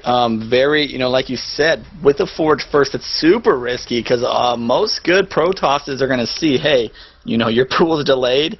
Even dropping one pylon and, you know, just having that danger of dropping cannons is going to force about 4 drones off the mineral line if you don't want to straight up lose your natural. And that's going to lose a lot of mineral time. Definitely pay for the cost of the pylon. That's where so many Zergs are going to be opening up pool first against Protoss because, you know, when a Protoss notices that, they're just going to do that. They're going to get ahead a little bit in economy. Luckily for Chani, that did not happen. But, just you know, just a reminder, that's what mostly happens in the higher leagues. Absolutely, and one of the people viewing the stream actually pointed this out to me. Chani opted to take a gas while that probe was scouting, and then when the probe left, he canceled the gas. So he's playing nice. very mind games here. And kudos to Faplord for pointing that out. No, we're not gonna go on the way he does in his off time, but he's actually very good at, I guess, spotting the little details. So good. So yeah, we do see Chani going to be moving in with this first Overlord at the natural. Going to spot no gases yet. At the natural, he is going to spot that there was Chronos being used on that Nexus, so it's not going to be super early 3-gate pressure or anything like that. And now it is going to be getting chased off by a Sentry, which when you do see that Sentry is a telltale sign. No early, heavy Zealot aggression quite yet, and that he'll probably be going for the Immortal Sentry style. Did he spot those 2 gases on his way out? Let me look at his vision. Yes, he did. Now, when you spot those 2 gases at this time of the game, you can almost guarantee it is going to be the Immortal Sentry style if he doesn't see Stargates pop down in the main somewhere. Right. We also have 4 gases coming from our Zerg player here, and he delayed them quite a bit. He delayed them about 10 supply, which is actually just fine because it allowed him to drone up even more. So on top of that 15 hatch, he delayed the gases to get even more ahead in harvester count. It's 46 to 39, and whether it's going to be Protoss taking a third or an all-in, we're going to see that economy really boost. It's really going to help the Zerg hold off any sort of or react to any sort of third base or all-in. Absolutely. Absolutely. We'll see. Choni does have some good Overlords positioned out here at the third. I really like to see him get that lair. Oh, that lair is now going and start dropping some creeps, so he knows that, in fact, he's not going to be taking that third. And that Immortal Sentry attack is going to be coming soon, because, that's what it is. Looking at this build, that's exactly what it's going to be. Now, this build is just it's the flagship right now, basically, of the Protoss arsenal. We do have Chani throwing out a macro hatch in the middle, and I don't mind that. I actually like that. You can build spines there. Once that creep starts going, it helps connect the 3 bases with creep, and reinforcements can come out fast from there, so I don't mind that position whatsoever. He is going to be moving up here with some slow lings popping up to poke at the bases. Chani is on 61 drones. That's a really good amount. If he starts making units right now, starts pumping out units until this attack comes, if he gets the right composition and engagement, he might be able to hold this off. But is he still building drones? No, he's now building lings. The ling speed is just about done, Adonis. This is going to be a tough hold, but he has spotted everything. He knows it's coming. Absolutely. No third base. I would like to see Chani leave a ling up there just for extra security to, help solidify the fact that it's Immortal Sentry all in. But it's going to come down to this choke right here at the natural. It's going to come down to where he wants to attack.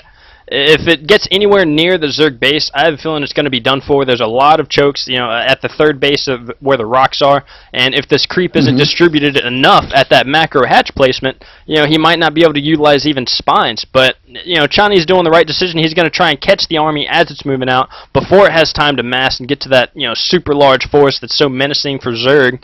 And if we look at the upgrades here, it's 1-0, soon to be 1-1 for that Protoss against.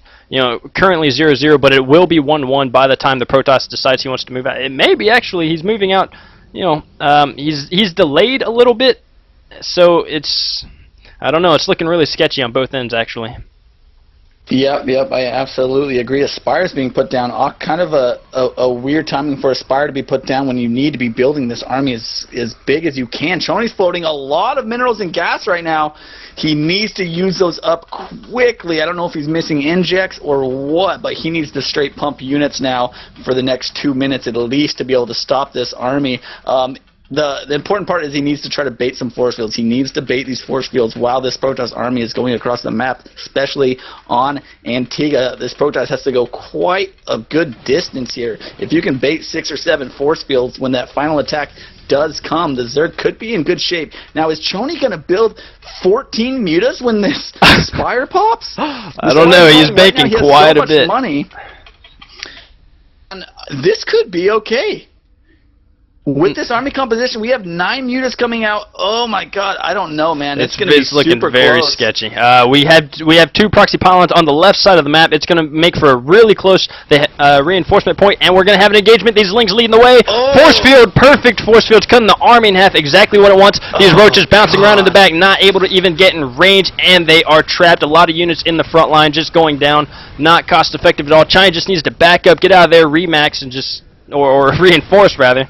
And recount his losses or something. Oh, he Chani, just needs don't to back show up. your mutas yet. Mutas. So Chani did show his mutas, so what he wanted to do is actually force a lot of Zealots being warped in, but now it looks like Appock's going to be warping in a lot more Stalkers in this composition, which is going to make these Mutas basically obsolete in this next upcoming battle with good Guardian Shields. But here we come. Chonnie has a tiny army right now. He really needs to reinforce his army somehow. He needs to pull back and wait for his reinforcements, but he did not bait very many force fields, and he did lose like half his army, so it's going to be so tough for him to stop with no spine crawlers. That is natural.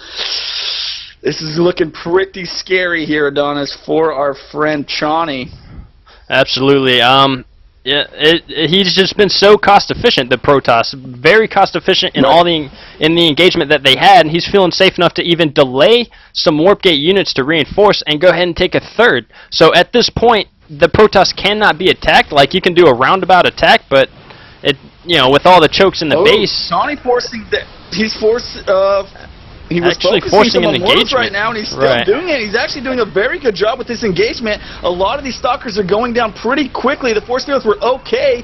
Chonnie might be able to take this with a big warp in or a big Ling production right here. He looks like he's going to be able to chase this army off and kill it off completely. Chonnie with a big turnaround here, taking out all those sentries. He needs to pull back and make more roaches. Don't lose all those Mutalisks, Chonnie. Don't lose those, and they're actually going to beat the Stalkers here. Chonnie coming out teaching of us nowhere. a new metagame. Exactly. He is remaxing now on Roach Ling. Very good decision by Chonnie. He needs to keep up with his injects. He's doing a decent job at it. His upgrades are okay. Chonnie stopped that pretty well. I'm really impressed by his play right there, floating so many minerals. And this is a fat army. This is touching back on that early economic lead that he took early on in the game. He took that 15 hatch. He delayed those gases for that heavy mineral income, and it looks like it's paying off. Oh my god, and a really good surround by Chonnie. There is no force fields. We do have Blink on these Stalkers. They're going to be going away. The Immortal's going to be focused down. Now Chonnie is up in the grill of Appock. He's going to be taking out this third, and I don't think there's anything Appock can do about it. Another big warp in from Appock, but what is Chonnie going to reinforce with 16 Mutas on the way? Wow. I don't think I've ever seen 16 Mutas in production ever. Well, a lot of it comes down to, it was an Immortal Sentry all in, and then, with the Mutas, Chonnie took out the Sentries, so basically it just becomes an Immortal Sentry or an Immortal 7-gate all in, and, it's just, you take that out of the equation, the Immortals just become that much less of a factor, and then you do this massive tech switch, and it seems to be catching him off guard. He doesn't have the anti-air to deal with it. A little bit of miss micro going down. Oh, and these Zealots are just going down without getting any sort of DPS, no force fields or anything. Minor miss micro turns out to be a major flaw, and just looks like it's going to cost Appock the game. I don't see him recovering from this. That is just too many Mutas. There's no way he's going to be able to stop this. I really like this play. Roach Muta, Chonnie. Who are you? I love it.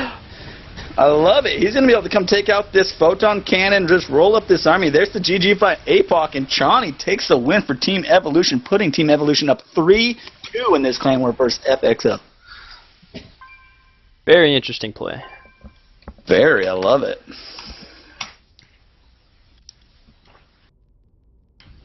Well, I called it. Yeah. Iro did say Mutas. Before you even started.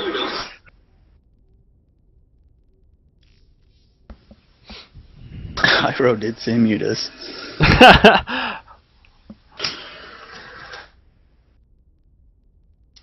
The irony of that, man. That was a good match. Very interesting. I'm curious how it would have went if the Protoss just kind of. No, I think that actually would have went the same way, because generally Protoss, if the Zerg cuts Econ a little too soon for unit production, Protoss can usually just kind of sit in the center and just mass up and get more scary. And what that does is that allows the Roach Ling comp to be less and less efficient the bigger the ball gets, because Lings need that sort of surround, and they need all those concaves to be even useful in anything, whether it's absorbing damage or dealing damage. And the larger that ball gets, the scarier it becomes, especially if you cut Econ too early. But Chonnie did everything right. He went out to the middle of the map. He said, "You're not going to pressure me inside my base. We're going to fight out here. You're going to give me time to remax, and then we're going to fight again." And that's exactly how it went. Absolutely, to a T. Very good job, Johnny. Everyone watching the stream, thank you. Still not over. It is 3-2. Currently, Team Evo is up on FXO's BSG team. Please follow the stream if you want to see more from Team Evolution or Adonis being a ladder hero once in a while. Definitely check this out, guys. Follow the stream and know when he goes live. They're going to be trying to do this a little bit more often here with their clan wars. Great team, by the way, Team Evolution. Just getting off the ground here. New team up and coming, so definitely look for them in the future. Now, what map do we got coming here next, Oroku? We got... First we vetoed Daybreak here, so now I'm just waiting for the map from Camp. Roger. And Camp, we've actually played him a long time ago. We had a clan war against FXO while we were members of another clan. But we played Camp, and he actually did very well. He managed to kill like 3 of our members. I take games off of 3 of our members, and he was very strong. I can't remember what player he was or what race, but I do remember the name. And the name resonates within some of our BSG members. So they actually continue to practice with him to this day, I believe. So, yeah, absolutely.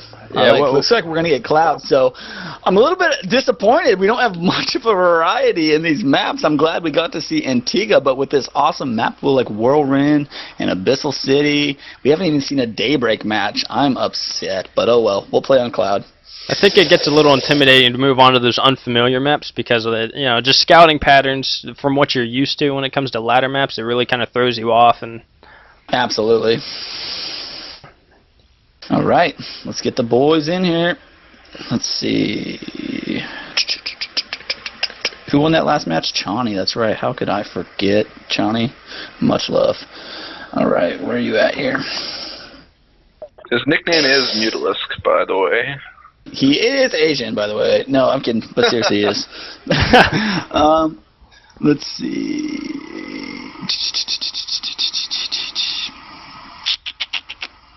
God damn it. Roku, there you are. Right to game.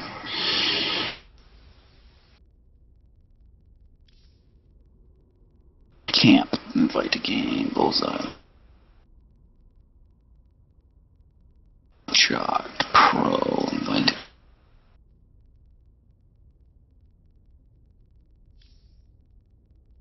Johnny. I guess Chonnie doesn't know this guy. yeah, see, Chonnie knows Camp.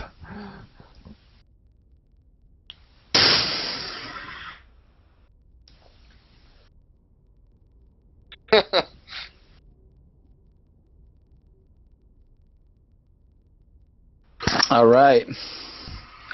Bullseye. I think I'm gonna. He's not really gonna be super important in this, so I'm gonna boot him and go. Remove from the lobby. Sorry, bud. I don't believe he's casting or anything or streaming, so I think I'm gonna boot him. And let's see if everyone's ready here. I think he's watching Joe Trippo.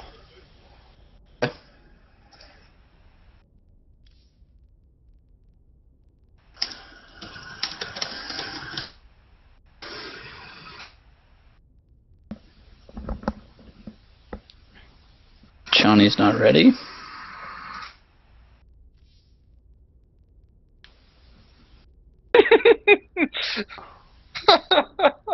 What? Oh, that's Chonnie in Camp just sounded. He's like, I'm Ring Muta kid. Oh boy. And that's all he had to say to get Camp to be like, oh yeah, I know you. Yep. I wonder if he's gonna metagame him now. Ling Muta kid, so that means I'm going. Well, I don't know what counters Ling Muta. Marauder Hellion. Bad joke, What I did you guess. say, Marauder? Yeah. Bad joke, I'm surprised he I guess. didn't catch that. Huh? Just like I was gonna let him go. Did he purposely do that? I mean, It's Adonis for you. But No, that's my Terran Tech tree. My Terran Tech tree is all out of whack. Yep, Adonis is doing stand-up on the weekends, guys. Free Tune in shows, to the stream. I know. I don't know why they're free. They should have to pay to go to them. He does them out of a dumpster. Doesn't out of a dumpster out back at some bar that they kicked him out of. Oh, Anyways, be in, all right, bro. We're going to be getting started off in game number 6, I believe. It's going to be 3-2. Team Evolution is up 3-2. Chonnie taking a big win off the last player from Team FXO. And spawning in the bottom left, we are going to have, as our red Zerg, ChonnieWin. And in the top right, as our blue Terran coming out for FXO, we're going to have Kampfgeist. We're going to call him Camp, I believe. A little bit of a TVZ action on Cloud Kingdom. And here we go, Adonis. Let's get her going. Oh, man. I'm sorry. I'm getting BM'd right now. TVZ. The standard meta basically has been revolving around 1 Rax expand for the Terran. And a 15 hatch, it's always been safe to do a 15 hatch against, or as Zerg, rather. And, right. Yeah, it escalates to a number of things that Terran can do. I've played practice partners, that actually play on, like, the Korean server, and they say instead of opening Hellion Banshee, they'll do, like, 1 Rax expand into, like, a quick 3 Rax or 2 Rax, and then go try and deny the 3rd. But also, there's been a lot of experimentation with Roach Hydra in DVT, so that kind of phases out, and, like, it's just, it's actually becoming a little more dynamic. It could be Lingbane Muta, Lingbane Infestors into Quick Ultra. It could be, now it's even Roach Hydra Infestors seems more plausible against early mech openers. So it's good to kind of see the meta still kind of learning new things, but it's not getting ridiculous to a point to where, okay, maybe we got to nerf something to bring it back into shape. Right. You know how Blizzard goes. Yeah, no, it's excellent that the metagame's always switching. It's such a dynamic game. I mean, Roach Hydra used to be popular back in the early days of beta. Was all right, Chonnie, come on. Anyways, was phased out with different metagames, and now Stefano remaking it popular, beating top Terrans like MVP and things like that with these builds. Just because players get so standard in their metagame. Fighting the same compositions that when you throw wrenches in like that, it's kind of weird for them to try to transition out and fight different compositions that they're not used to playing, and that's the great thing about StarCraft. It's basically an ever-changing metagame. That's probably why it's so popular, at least one of the reasons. And so it looks like we're just gonna have standard stuff coming out of both players here. No gas. Looks like it's gonna be a 1 Rax Expo. There goes the Expo down there for Camp. And that's actually our first 1 Rax Expo we've seen this game. We actually have seen a lot of gas openers. Right, and interesting to note, there is no gas, so he's not going to be doing anything tricky. He's going to keep it standard. I expect to see a bunker coming down because he's going to need to defend that natural. And Chonnie did, I believe he opened up 15 hatch. I actually missed it, and actually delaying those queens. I don't know if he's supply blocked. No, he's not supply blocked, so he's delaying the queens for a faster 3rd. That's what he's delaying it for. And that's a very curious response. I don't quite agree with that, because if Hellions were to come out, he's not going to be able to defend it at all. If there is Banshees, he's not going to be able to defend it because he's delaying queens. And it's such a risky 3rd in this matchup. You don't see Zerg usually taking a 3rd until they get a little bit of establishment going on here with 4 to 6 queens, maybe even a macro hatch. It's such a, like you said, it's such a vulnerable spot. It's really hard for the queens to get down there with no creep spread there yet. 1 Banshee can actually go take out that 3rd if it's put out at the right timing, which would be at about 2 minutes. We're not going to see a Banshee quite yet. We do have double gas going up into the main of Camp. He does have both, or all workers on that, so 6 workers on the gas. But yeah, if this does pay off for him and he can get that saturated, droned up, and defended, it's going to be a big win for him. Absolutely. We do have 3. Oh, he does manage to cancel the 3rd, so maybe he's playing a few more mind games. What in the... So we have the Terran going out to kind of secure that watchtower, and orbital command coming out. Still no tech structures. Okay, we're finally getting some tech structures. It's double factory, so looks like he's going to be going into mech play, but that doesn't quite explain the extra barracks. So maybe it's a mix of bio and mech pumping double siege tanks with finally adding on the 3rd and 4th gas. I mean, that's all I can think, especially with the early bio force like this. If you were to open mech, you traditionally would see it open with Hellion Banshee. And just, yeah, and I think you're going to be exactly right with this, to be honest. He's got 4 gases going. I think we're going to see double siege tank production coming out of camp, also with tanks. So we're going to see tank marine just a little bit different, though, with double siege tank. He's going to have very heavy siege tanks. Going to be able to siege up a third if Chonnie ever does get it down. And that's going to be dangerous. I mean, double siege tank production coming out. Actually, no, we're going to have a reactor on it. So currently the Terran's going to have a little bit lopsided distribution of his minerals right now with this. If he's going for both these barracks and reactor Hellions and tanks, it's not going to be able to produce to the maximum efficiency, right? Capacity, yeah, efficiency, that's the right word. But we'll see how it works out. A couple Marines moving across the map right now just to check for overlords, maybe expansions. Good job by camp. Not going to be caught off guard by anything hidden so far. Right, and touching back on that economy, him trying to support all that so early on, if he does try and utilize those buildings to maximum efficiency, he's not going to be able to expand, and that's really where it's going to take its toll. It's really going to be, I think, the decisive factor in who's going to win this game or not is who's going to have the better economy. And if he's not going to be able to expand, trying to keep up production of these facilities, supply blocked a little bit as well. There we go. Yeah, just perfect timing, actually. But we have a Roach Warren going down, and I'm kind of curious what upgrades we're going to see Chonnie go for. If he is going to, try and touch on that Roach Hydra style we were discussing earlier, I don't know how effective it would be. It really would determine on how soon Siege finishes, because that's about when Roach Hydra begins to phase out, and you need to tech up. But Camp does see this third. He does know it's there, and he also controls the forward watchtower. And basically, he's basically transitioning into straight up mech after a little bit of 2x that didn't really do much. He's not getting any upgrades for his bio, so he added another factory. So he's going to go basically a heavy mech. So it would not be a bad decision for Chonnie to go for heavy roaches. But in fact, he is going for Ling upgrades, which versus this composition that Camp's going to have is not going to be as effective as you might want with all these Hellions coming out. We do not yet. Yes, we do. We see blue flame on the way, so that is going to negate a lot of this Ling pressure.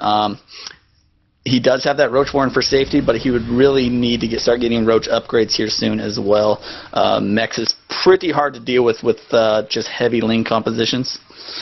Especially with the it's going to be interesting to see what tech path he goes, Chonnie, if he decides to go for Infestors or if he decides to go for that Muta style. I don't see Muta being too effective whenever Thors come out. If he does continue tank production, he may have a window to where he can attack and be, sort of kind of even out the game, because this composition is going to be incredibly cost effective against the tech path Chonnie has chosen as of right now. But it's pretty much going to come down to his layer tech, and Chonnie is checking for that third. Yep, check for that third. Is he actually going to get met here by some Blue Flame Hellions? Are the Hellions actually going to have Blue Flame quite yet? Yes, they are. So that's when Chonnie really needs to realize he's got to stop a little bit of Ling production here, because they are going to be obsolete when fighting Blue Flame Hellions. He needs to start going for a different tech path. And there's the Spire. Now, the thing about these Terrans turtling on mech versus Spires is once they see the Mutas, if they can spot them early enough or drop a scan, they can just throw a few turrets around that base, turtle up, get a few Thors out, and making those Mutas absolutely useless when the actual battle comes down. So we'll see how he decides to do it. Huge mech balls are so hard to stop. So hard to stop. Right. We finally have that third coming down. It did kind of cut into his production of Hellions for a split second there. But we also have... Oh, sorry, I just got a little distracted. Lost my train of thought. I mean, Chonnie stopped upgrades, which is a little bit odd. He has so much money right now. Oh, there goes the upgrades. He's still going for Ling upgrades, which at this point, since he is going for the Mutas, it's a little bit, I don't know. I mean, it's good that because I mean that's what you do. You get Mutas and you get Ling upgrades and you go for that style. But it's basically going to get hard countered. We got Thors already out on the map. Look how many factories we have up in the main of camp.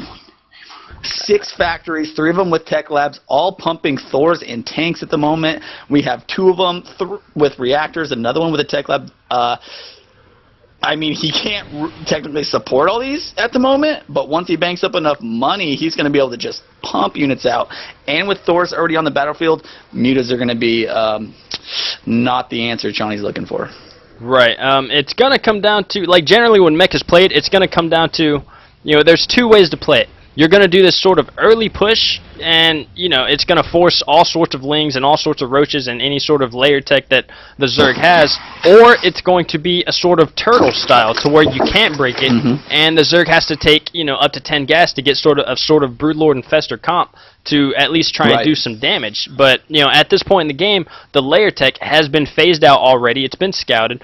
We already have, you know, sensor towers up, we have turrets up, so it's not going to, you know, he can't use that layer tech right now, so the only thing he really can do is survive all the way up to Turtle Hive. And, you know, this is that first push that's coming down, and it seems to be a surprise to Chani, but this first push, you know, that's basically what mech comes down to. It's one push to win, or turtle push to, you know, turtle tech to win, pretty much. I mean... Now, actually, a big deal right now, Adonis. We only have one Thor out here in this composition. Now, if you magic box those, or even just kill that one Thor, you can pull the rest of your army back, and those mutas can clean up everything. That Thor is getting magic box by those mutas right now. Magic box, and that whole army, all those tanks should die. He needs to retreat right now until more Thors come out. He is not producing Thors at home, only tanks. This might actually work out for him. One more Thor has entered the battlefield, but these mutas are going to do quite a bit here. That's really odd that Camp did not go for more Thors in that composition. But Chani really needs to get aggressive and mitigate that tank count. If he can snipe a few of these tanks, it'll be huge for him. Absolutely. Chani is in kind of a spot to where it's really difficult. He's only on 6 gas. The Terran's about to be on 6 gas. And as Zerg, you know, being how inefficient your units are, you need to be up on bases. And it's, you know, Chani, he was trying to get to that stage, but then he got attacked. And once again, these mutas are about to be phased out once this Thor comes back home. But he managed to catch a small timing window to where he can make up some of those losses by killing off some of these SCVs. A fat flock of mutas. We have 22 mutas on the battlefield right now. Chani amazes me as how how he gets these mutas out. He builds these things in straight up bulk like he's shopping at Costco. But he's going to be moving across the map with I mean, this like you said, once these Thors start building up, the mutas are actually pretty hard to do the magic box in big battles and be efficient with them. These Thors, if they ball up even once and take a shot from straight 4 Thors at once, they are gonna melt.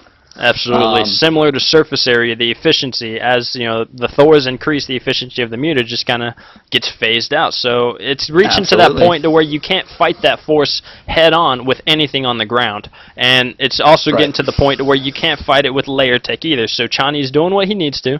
He's getting his 4th and 5th. He's going to try and get his 6 through 10 gas so he can afford that, you know, Broodlord Infestor comp. And you know, he does have his... No, he doesn't have his hive just yet, so he's still on layer tech, and he's trying to get some sort of value out of these mutas, you know, because if he doesn't use them, he's just, you know, that's a lot of invested resources that's not paying off, and, you know, trading them for stuff like this is exactly what you want to be doing. Yep, if he can get that planetary, that'd be nice. But they're still balled up right now and taking a few shots from one Thor, actually. And that's the dangerous part, is you have to have those mutas balled up to actually do good damage to buildings and stuff like that, because, you know, the way you micro mutas. But once those Thors are in, if you get snuck up on by a few Thors, those things are going to get real weak. And here comes a huge mech army from Camp, going to be coming down to the 3rd and 4th of Chani, running straight up to the 3rd. Chani's army is so far out of position right now, these Hellions are going to run right up into the mineral line and have a straight Korean barbecue on these workers.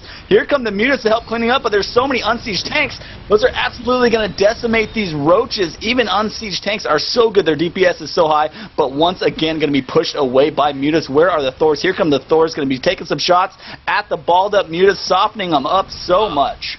Still balled up, and he needs to get them spread out a little more, and the additional Thors are going to be reinforcing that one, and he's not even going to lose that Thor.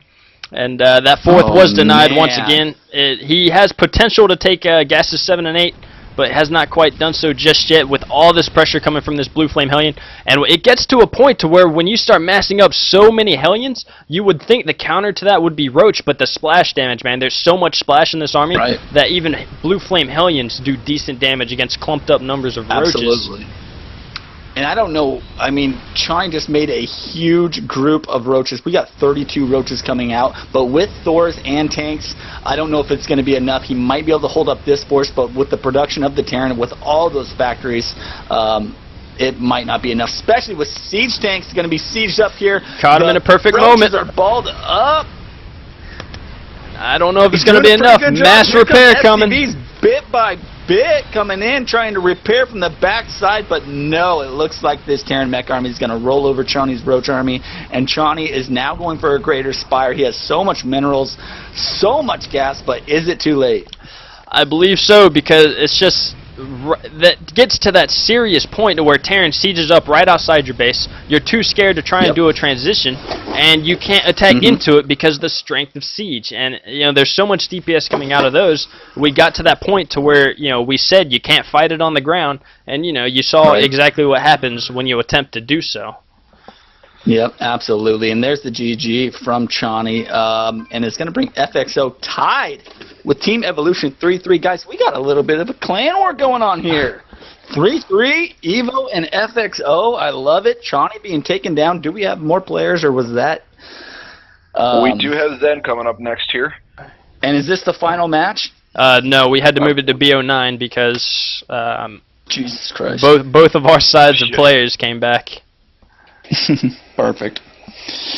Well, I'll grab XenN and best of 9 is going to be the first one to 5 wins. So it is 3-3 right now. So we're basically, I mean, if it goes to a 4-4 matchup, that would be badass. Game 9, Evo versus FXO. That'd be awesome. But right now we're going to be working on Game 7.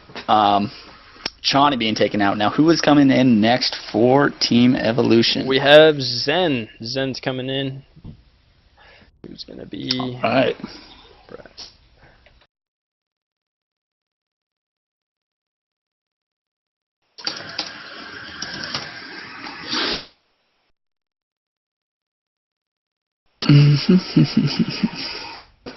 All right. Game, Chonnie. I mean, he's been showing us his muted style a little bit. Like I said, he builds them in bulk. It's different from what I usually, you know, from what I'm used to seeing, and it's weird how it works sometimes. But he just lost a little bit of a time. He had a small window where he could have done a lot of damage, pulled away his mutas. I mean, there was one Thor on the battlefield and about 18. There's about 18 Hellions and about 12 tanks and one Thor. Right. And that's like that's that perfect timing. Yeah, like you said, and he had like 20 mutas, but instead he went for the third, fought a few turrets. You really need to mitigate that tank count once those mutas are out on the battlefield like that, as much as you can, forcing him to either build more tanks or more Thors, but he didn't actually get to do that. Pulled his mutas back, tried to macro a little bit more, and ended up losing once those Thors got to that critical amount. Right. Whenever you open up and you decide to go layer instead of faster hive, or go spire rather, when that faster hive, you have this small timing window if it's not scanned to where you can get in there before the turrets go up, because you know it's natural for Terran to put up those turrets when going mech. It defends against drops and mutas, both potentially fatal against a mech composition. And especially if he decides to not go for those early Thors. And I've actually seen pushes where it's just Hellion tank, and that's kind of what we saw today. But those can do a lot of damage, especially if it's like early infestor compositions. So we did kind of see where Spire would shine against that sort of composition, but it needs to be transitioned out of rather quickly, because you see it gets phased out the longer the game goes on and the more Thors that enter the field. Absolutely. Alright, so we are picking a map of Roku. Right? Cool. Roku's on in here. Alright, I'm going to be right back. Go to the bathroom again. Antiga Shipyard. Alright, can you make that real quick? It should be in your recently played. I'll be right back. Antiga again, okay. What is XenN? He is a gold. I don't know his race, though. That's my problem. It says Terran. Oh man, a TVT. Oh, I might as well AFK for like 30 minutes here, and then come back later.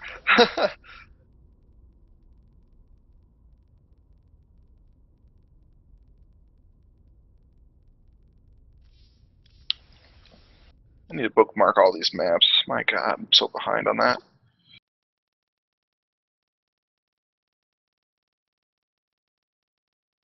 Antiga.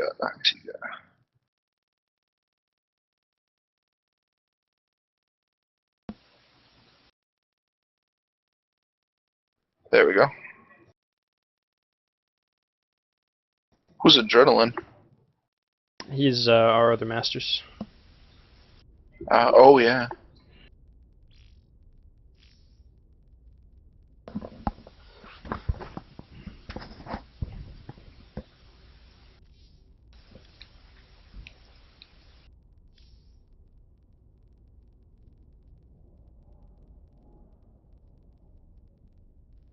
Alright, so just 3-3, best of 9. Let's see, we also have Camp moving on to the next round. Map is Antiga Shipyard against XenN. And looks like it's going to be a TVT. I'm pretty sure XenN's T, unless he's changed on us as of late, but pretty sure he's Terran. Yeah, there we go.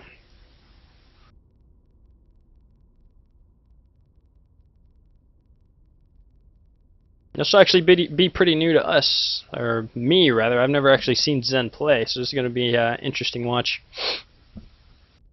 And also TVT, the concepts of TVT just completely escape me. I don't understand it in the slightest. I think it's last TVT I watched, it's Marine tank versus Marine tank, so I don't know if that still goes or not.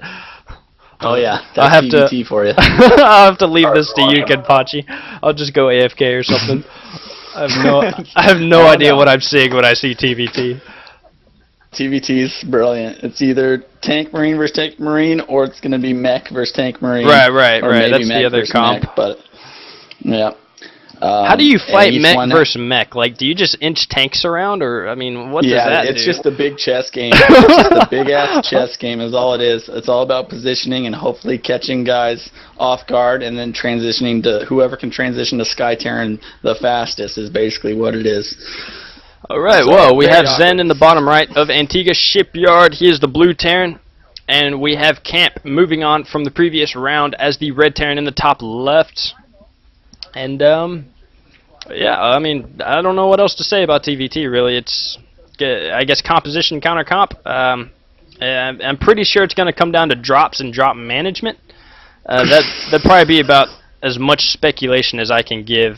But, I'd have to say, on this map, whoever controls this middle Xel'Naga is going to be in a really good shape. Now, on this map, you can absolutely cut this map in half if you get good tank positioning on this Xel'Naga. It is so hard for a Terran army to jockey around the Xel'Naga, especially on force cross positions on Antiga. Hold on, I'm getting a little bit of feedback from someone's mic. Probably from me. Okay, anyways, like I said, it's hard to jockey your position around the center Xel'Naga. You have so much vision once you get sensor towers out and things like that. And it's really hard to retake the center of the map. And when you have the center of the map, your opponent can't take that middle expansion, whereas you can. And if you have good defenses for drops and stuff, you're going to be in good shape. So that is going to be a lot to do with how this game goes. Whoever can control this Xel'Naga for as long as they can. And we're gonna see. We're gonna see what kind of openers we got. We actually are gonna have gas first from XenN, gas before CC. So you know it's gonna mean aggression. I mean, we're gonna have some sort of aggression coming out. Right. XenN. Cloak Banshees are very popular in TVT to start off with. We will just have to see. Also, Reapers. Reapers are also very popular just in the start out. Just to get a little bit of. Sort of, yeah, slight economic lead as well if you can, and that's what was kind of puzzling me. Like, this is kind of an unorthodox barracks positioning we're seeing out of XenN here, and you know, it is scouted, but we don't quite see any sort of tech on it yet. We have orbital commands finishing for both sides relatively. Of course, Camp is going to be slightly ahead with his OC Marine out there guarding the front door, and another Marine. So you know, pretty not identical. We see gasless coming from Camp. And, you know, we still got that one gas. I'm very curious to see what that one gas is going to attribute to, because we still see no tech coming from XenN over here. Absolutely. With the barracks position, it looked like it would have been a Reaper, because that's going to be the fastest route for a Reaper to get out of his own base into his opponent's base, if not proxied. But no, we are going to have a fast factory come down. We're going to have a little bit of a 1-1-1, I believe, coming out of XenN. Now, this has been made popular a lot in TVT. Hellion drops. I don't know how many times you guys have seen this, but if he can time it good, you get about 3 Hellions out off a factory with no reactor and about 8 Marines, and then you get 1 medevac as fast as you can, and you elevator them all up into the base. You send the Marines at his Marines, and you also bring the Hellions out back. It's a very aggressive 1-1-1 build out of a lot of Terrans these days. I don't know if XenN knows this build or if that's what he's going for, but we are definitely going to be finding out here soon. Oh man, that tech lab's either going to be for very early siege tanks, and we have a starport coming down as well, or it's going to be for Definitely blue flames. Banshee. So if it's, I think it's or actually Banshee, it's probably, going to yeah. be for Banshee. I'm actually TVT almost knowledge. 100. Yeah. Oh no, you're right. Just going for fast siege tanks. Fast There you go. I'm pro at TVT. You are pro at TVT. But he has to. I mean, like with that sort of tech path, he definitely has to get some sort of damage done, because each minute that goes by, you know, this expansion is up and it is running, and he's just going to fall farther and farther unless he evens the odds with his tech. That is the investment he has put himself into right now. He's going to go for a pretty aggressive 1-1-1. He's going to have that Viking out for high ground. He's going to get the fastest siege mode he can. Now on this map, you can go siege up outside your opponent's like smoke area, up in his main, siege up outside, use the Viking for vision, and elevator your troops into his main, and that's a very viable build. We'll see if he drops a medevac right after this Viking, and if that is the case, it's going to be a pretty aggressive 1-1-1 build with possibly 2 siege tanks, but it was scanned. Camp did just scan the natural, knows that the Terran's not going for a natural, and he should be starting to get a little bit defensive here. I'm curious to see why these 2 Marines from camp on the right side over here. Maybe it's a drop defense, but he also has, as he mentioned, at the smoky area of camp's base, he has a supply depot in there. So any sort of tricky really drop shenanigans, you know, is gonna be spotted. And we do have that Viking coming out so far. Right. So XenN opted to not really go for pressure, or he still might. I wonder if he's just playing super safe, didn't want to die. But having this late CC with that early, he's got, you know, a little bit early of a tech, but the early expansion from camp, he's going to be able to catch up in the exact same tech path, except have more harvesters in basically the same build. So unless XenN pushes out here very soon and tries to do some economical damage, he's going to be behind. But there he goes right now. He's going to be pushing out with 2 Vikings, 2 tanks, a handful of Marines, and we'll see what kind of damage he can do. Right now, actually, camp is moving out to the middle of the map as well. A handful of Marines are sitting there on the Zelnaga. He's going to lose that Viking. They're actually going to get focused down. He cannot lose that other Viking, or this whole attack is going to be for naught. And no production. A couple times to me here. No production just yet coming from the factory and the starport, and he is actually trying to catch up in production facility as well. Additional barracks going down. We may see an engagement, and we have a lot of Marines here, and I don't think the siege tank is going to have enough DPS to actually do damage. Siege going down, additional tank and 1 single Marine to reinforce, and I don't know if this is going to be enough to deal with this Marine, especially when the production is so close and the reinforcements are so near with camp. I really like this play by Camp, putting his Marines at his 3rd. This is forcing XenN to not be able to siege up the main. He can't move forward with his Marines. His Marines have to guard these siege tanks. Therefore, he's not going to be able to do any economical damage to the main or natural right now. Because if he does, just like he's doing right now, he can move in with his Marines from the backside and take out these tanks, and that's what he needs to do right now. Once Camp notices that he's up in the natural, here come the Marines. Are they moving yet? No. Move! There they go. Here they come. And siege is finally finished for camp, and he's actually going to be able to meet this force. He has them out-marined, and you know, doesn't even need to out-tank them. He has marauders even on the way, and little Miss Micro coming from camp over here. But he's going to have just enough economy and units to actually come out ahead in that engagement. Exactly. I really like that decision, like I said, of him putting those Marines at his 3rd, having that flanking ability. If he was stuck up in his natural, he could have been sieged up and lost a lot more units than he did. Camp played that very well. Absolutely. Also, Camp is going to be taking an upgrade advantage. We don't have engineering bays on the way for XenN, and we already have 1-1 on the way for Camp. So, I mean, it's just ultimately that expansion, how delayed it was. He's going to be feeling the effects of it here very shortly when his Marines are just getting destroyed by Camp's Marines. And it's like the engagements are going to become more and more one-sided the farther behind he falls.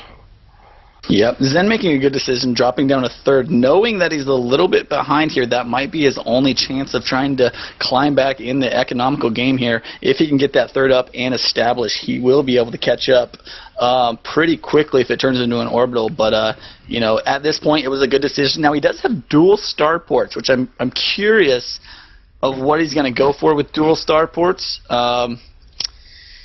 He has no add-ons on either one of them, so I honestly have no idea.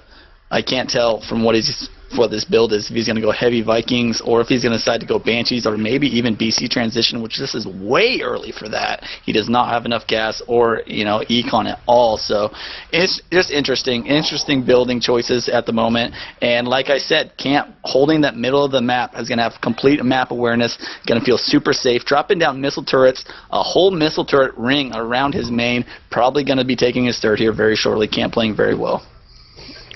Right. And we see, you know, that 1-1 is getting closer to finishing, and I really like this Hellion play because, you know, Camp is probably metagaming here a little bit, but he hasn't quite scouted the infrastructure of what XenN was doing. But, you know, based off the Marine count and the early tank, I can only assume that, you know, he's going to think he's doing Marine tanks. So he's mixing in these Hellions to do some sort of splash damage and, you know, just kind of distribute that damage as much as he can. And, yeah, I like that decision.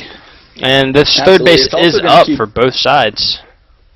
Nice, yeah. It's also going to keep, you know, XenN on his toes when he's moving out. You keep 4 Hellions hidden on a part of the map. Those can do a run by clean up about 8 mules that you just dropped, and that's really going to throw you back. So just having that scare out there on the map is also good from Camp. Camp's just playing excellent with that center control. Has those sensor towers up around his main. Is establishing his third. A scan was dropped down. Sees absolutely nothing at the natural of Camp. Oh man, there's such a scary force coming. Yeah, tough spot. Yeah, really tough spot. He needs to move his defensive position up so to where he can take his third, and it looks like he's going to do just that. And I don't think he has a clue where Camp's army is just yet. Camp is, like you said, has taken dominance over that center position. He has moved out to his third. XenN is also matching his third, but you know, I don't think either player really knows about that third. So. Yeah, I mean, if you just look at the production tab right now, it's really telling a tale. We got a planetary, SCVs, Hellions, Vikings, tanks, armor, everything being going for Camp, whereas just a moment ago on XenN's side, we just had a few Marines being made. Like he's struggling right now, and that's really showing in the supply count, 153 to the 131.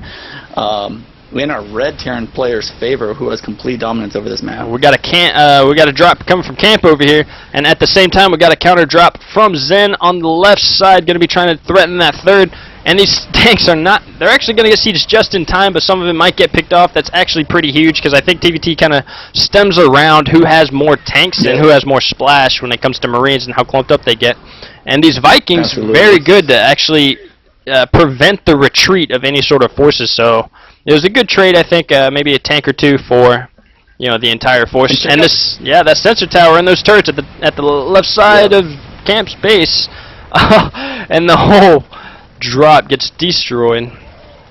Yeah, that's just having a good game sense. I mean, Camp's going to throw down that turret right there with the sensor tower. He had a planetary there, you know, if anything crazy did happen, but he held that off with 0 losses, actually. Right, as we were mentioning earlier, how, you know, it seems like a lot of the game is going to be decided about drops and drop management. I think, you know, Camp has a good idea of that, so he puts up sensor towers to, you know, prevent that even further, because when you're sieged up in the middle of the map right here, and you're getting drops in your base trying to go all the way back and deal with that, that's like impossible to do as Turtle Terran. Exactly, and now this is the part I was talking about. It is so hard Oh, look at that missile turret up there in there. He's going to be able to... He killed all the Vikings right there from XenN. This is the part I'm talking about. It's so hard for the Terran to jockey his force around this Xel'Naga. It's going to be seen, and then he's leaving his base completely defenseless if that does happen. So, I mean, just this... Having this middle is just so powerful. Here comes another drop here. Oh, it's so close. He's getting dangerously close to those Marines. And it looks like it's going to drop in the same spot. Still no defenses up here. One tank came out. And it looks like it might be a hero if sieged up correctly. They're actually chasing it down. They want to drop right on the tank. It looks like he wants to try and interrupt the add-ons and maybe halt the production a little bit, but he is going to try and go take that tank out. And with these blue flame hellions getting in this mineral line, so many dead SCVs. Oh my God, this is like Zerg worst nightmare right here. But now it's Terran's worst nightmare. 21 harvesters killed, 23 and climbing for Camp over here, and this puts XenN in a very tough spot. If we look at the middle here, he's trying to get in range, but his siege tanks are so sieged up, and he's just. I don't know. I don't know what XenN's going to be able to do at this point. He has a lot of tanks, but he doesn't have anything that can actually go attack. He lost his Marines. Exactly. And tough position. Tough the only position. way. I mean, with all these Vikings out on the battlefield now for Camp, with his superior positioning, he's microing really good versus these Vikings, and with only tanks, a big unsiege, actually unsieging every tank from XenN. That's a big tail to stim your whole army at them and try to chase those down. You never unsiege every tank in TVT. That's scary. I'm so glad that he didn't get caught doing that. Oh, that was sketch. But that drop in the natural is just being the most cost-efficient drop in history. It's clearing out everything. Did it kill that CC? Killed the CC, refineries, SCVs, and the Marines that were, because the Marines got funneled into that building, and that's where that building placement came into play. They got funneled, and there was a blue flame hellion in there. It did so much damage, and we got these Vikings creeping up to try and take even more positional advantage, and a fourth base coming up for XenN to try and rekindle his losses. But if we look, Camp has taken the center base and is even throwing down a macro CC, whether it's going to be used for Planetary Fortress, I don't know, probably not Planetary Fortress, huh? But it's going to help solidify and cement his ground in the center of the map here, and essentially he's just going to be able to cut the entire map in half. He can take his whole side, and you know, XenN's already so far behind with all the economic damage he's taken. It seems almost hopeless at this point. Yeah, and this is what I was talking about in these TVTs. Once you get to this point of the game, one Terran turns to a Sky Terran, and they cannot be stopped. Now, Camp has been making Vikings this whole time, has been mitigating the Viking count from XenN. And if you look at his base, 1, 2, 3, 4, 5, we have 10 starports in battle. So we're going to have a huge Sky Terran switch with BCs are going to be being built, and there's no way that XenN's going to be able to stop it. Looks like he did try to get around here. He has a few tanks over here at that 5th base from Camp. Camp's going to be able to clean it up with purely Hellion Bio and a few Vikings. And there's the GG. Well played. Kampfgeist takes that win over XenN. Really good TVT. Wow, that was actually pretty interesting. Like, it's a Terran-favored map, and it's just interesting to see how that plays out. You know, it's like the same principles apply in the other matchups. It's whoever controls that center, and that's basically whatever. Like it's almost not even race related anymore. At that point, it's just like whichever player controls the center, regardless of race, is going to control the pace of the game, because that center is like the link to the 4th, and you know, it just cuts the map in half completely. Very interesting. Yep, it gives you so much vision on that map. It's pretty nuts. So that's going to bring FXO up 4-3 to Team Evo. Now this is going to be match point if FXO does take this next map with Camp. Does Evo have a guy they're going to be able to send out to take him down to force this to a Game 9? That would be brilliant. Who's going to be coming out next for Team Evo? We are bringing out Boa out to our last match. Bola. Yep. He's a sub-gold that we're bringing out. Excellent. You're letting me know the map, brother.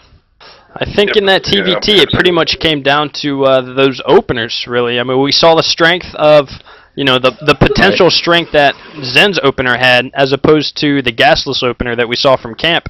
So, you know, it's like if you invest in that amount of resources and you don't use them, you can see just how far you fall behind, and it just staggers from there. From the entire time, he just kind of fell. And absolutely. Yeah, I totally agree. We're doing Whirlwind. Oh, hell yeah. Finally. Whirlwind. A map I don't think I've ever seen. I've probably seen it like a million times, but... Yeah, if you've watched any pro games, you've seen Whirlwind, I'm sure. It's a great map. Oh, nothing.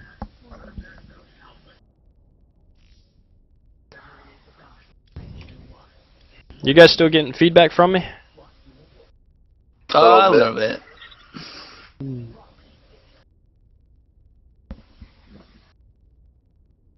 we turn that down a little bit more? They're all getting it. I mean, I got one more.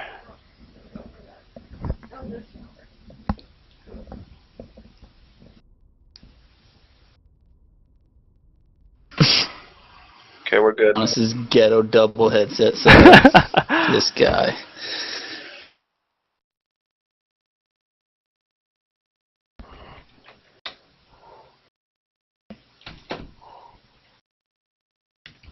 Oh, I need to suggest them, I guess, huh? Yeah, suggestion, please. Hope you guys are happy I had to kick my GF out because the TV was picking up all kinds of noise. Or my mic. I'm happy. I'm happy about it. Thanks You for should have asking. seen it. I was like, GTFO, and then I was about to backhand her in front of webcam. Oh. It was about to get violent in here. Yep. Shut this webcam down for just Yeah, I gotta turn my stream off for just... And we're back live.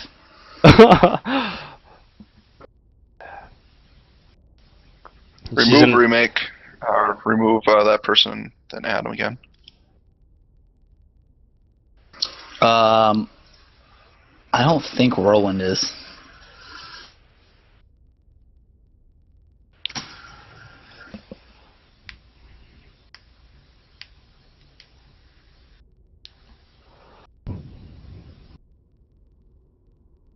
All right, guys. All right, we're 4-3. Great clan war.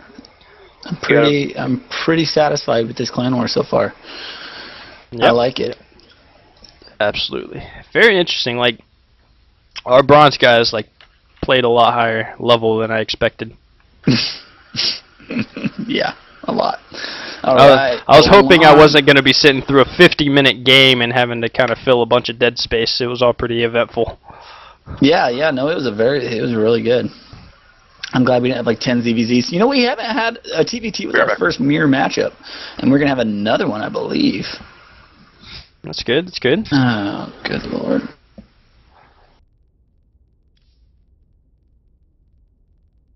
Yeah, TVT. I mean, I don't mind TVT at all. Are we ready? I guess most TVTs I see is our guy Thief and whoever he plays that's Terran. I gotta tell you, yeah, like you know, his ultimate build is how many siege tanks can I make and how many OCs can I make, and it's like he'll have like 1,000 of them, and he'll sack like all his workers in favor of more siege tanks and marines. And whenever it comes to that point to where there's 20 orbital commands on the field and you're mining strictly for mules and your production is just nothing but marines and tanks and it's like turtle planetary fortress all over the map, that's the most dreadful TVT I think you can witness. And Thief is always the guy gracious enough to give us those kinds of gifts. Sounds about right. That's Sounds why like we're a not Thief gonna. thing to do. Yeah, we're not ever gonna let him play Terran in a clan war ever. Nice.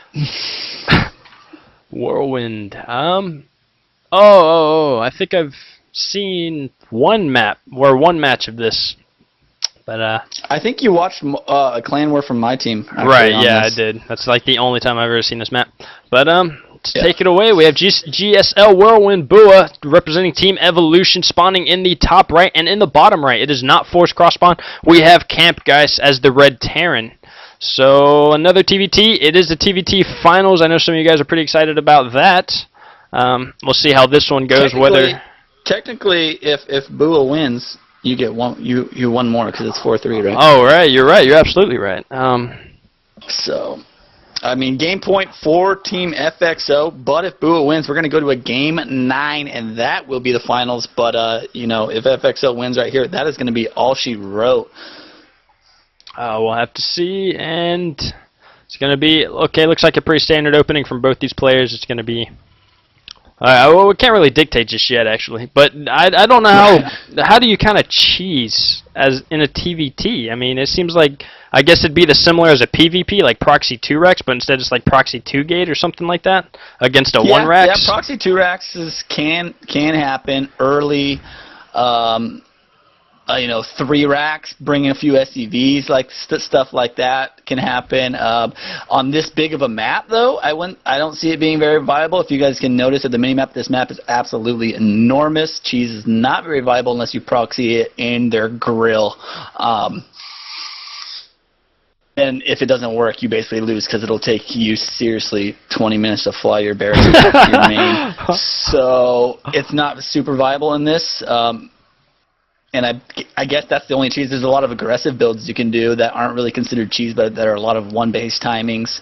And I think, you know, our last player tried to do a little bit of a 1-base timing, realized it wasn't working, dropped a CC, and just from there he was behind, like you mentioned earlier. So we'll see what these players do decide to do here. I'm pretty excited about it. I'm curious about this double scout we have. This kind of indicates that Camp wants to be slightly aggressive early on, though we don't have any gases just yet. He's getting those double scouts out. He really wants to know right away where Bua is, and you know, and generally you don't want to pull that many harvesters because that can really cut into your econ. The longer those harvesters are away scouting, you know, that's a lot less mining time they're going to get. And absolutely, unless you plan on doing something aggressive, I don't know if it's you know, that's what I would indicate, but we do have an expansion coming down for Boa, and that's going to let us know that he's definitely going to want to go into a macro game, and Camp as well, so completely identical as of right now. Yeah, the only difference is that, like you said, Camp had that other extra worker out there, so it lost a little bit of mining time, whereas I think Boa's going to be checking both wrong places first and then last, so it's probably actually going to even out to just about the same. Finally got a refinery going down for Camp, and Bua, yeah, still going to be running around scouting. CC is going to be finishing. Actually, Bua's is going to be slightly earlier, and that's probably, you know, due to that economy he had early on. Going to be adding on 2 additional racks and finally taking a gas slightly slower than Camp, so it's going to be interesting to see what he's going to be doing with that. Taking a second gas as well. No production facilities as of yet. Still kind of stocking up resources, and once again, you know, similar to his last play, he has that Marine kind of sitting at the 3rd. I mean, I don't know if that's checking for 3rd timings because, you know, that would throw me off. Generally, Terrans, when they expand, they build their expansions in their base and then fly them out. So I don't know what Camp's looking for here. Maybe it's yeah, it's interesting. Maybe it's a drop sort of sensor, an early drop sensor against you know, like early Hellion drops or something like that. Yeah. Yeah, anything. I mean, maybe even a Banshee, a quick Banshee he can scout too. Really good positioning by him. Now, Camp opened up a little more standard Terran. He actually went to double gas before his extra racks, which is going to actually pay off, I think, for him. Whereas Bua went for 2 more racks instead, which that's definitely a more Protoss-looking build. But in TVT, you want to get those 2 gases actually earlier because technically the Terran, even if he's on 3 racks before your Terran opponent, is not going to be able to do too much damage. You know, you can always lift your natural and stuff like that. So getting those 2 extra gas, he's going to have a faster factory. He's going to have faster tech, faster medevacs. Everything that's going to come down into the mid to late game composition is going to be quicker, including upgrades. And you know, even though it's not by a whole lot, by the time the engagements happen, even if you're up an upgrade or you're up a few medevacs in TVT, because it's so meticulous that it can definitely change the tide of battle. We are seeing these double reactors, so it looks like he's going to be going into mech. He's getting a reactor. It's not going to be, you know, siege tanks right away, and he's still sticking to that one rack. So he's pumping out a little bit of bio for defense, and then he's going to transition into mech. Sensor tower up along with the turret. So he must have felt like there was a Banshee coming along, or I don't know. Something. Yeah, he's playing pretty safe though. Yeah, I like it. But we have stim coming from Boa, so. Look how small the sensor tower radius looks like on this map compared to the last map. Yeah, I know. Last map, it was like 1/4 of the map. It's like a little tiny-ass circle now on this map. That just shows you how huge this map is. This lets me think that Bio would probably be more effective on this map with so much mobility space and run around room. I don't know if Mech is a good choice for Camp. Yeah, absolutely. Yeah, we're definitely gonna have to see. We do have Siege Mode started, 1 tank on the way, Hellions coming out, so I really like the Mech versus Bio matchup in TVT, and that's exactly what we're going to be seeing. Bo is going to go straight for medevac production. Stim is just now done. Now, this is a pretty early, a pretty good stim with quite a bit of Marines here. If he wants to do a stim timing attack, he might be able to do a little bit of damage. If it depends on how he spreads his units versus those Hellions if he does that correctly. But a 2 medevac, this many Marine timing push could definitely be viable. Right. Siege is actually going to be done in time, and that'll, I don't see any sort of tanks or any sort of tech of that nature. Drops would probably be the only sort of viable attack as of right now, because he does have Camp has these Hellions out, and against a pure Bio force, and it looks like that's exactly what we're going to see. But we're going to be abusing the terrain and just the general size of this map. And that's probably how this entire map is going to be played. It's going to be, once again, based around drop control. Camp also getting these double armory for upgrades, another significant indicator of mech play, which it's kind of unorthodox because I thought you were supposed to have 3 factories when you're doing mech. So it's kind of a mix. It looks like Bio mech with early Vikings. I don't know. It's really...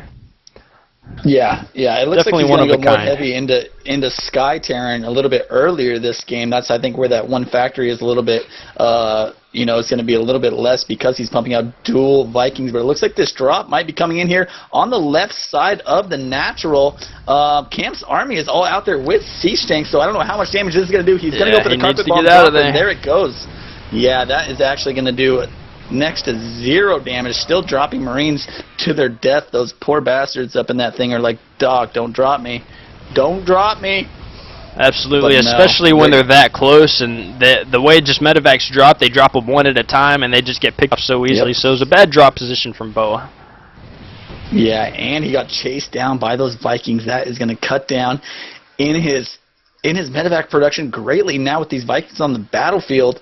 Boa can't really, he can start making Vikings if he wanted to do that, but since he's going Bio, he really needs those medevacs out, but those Vikings are going to die.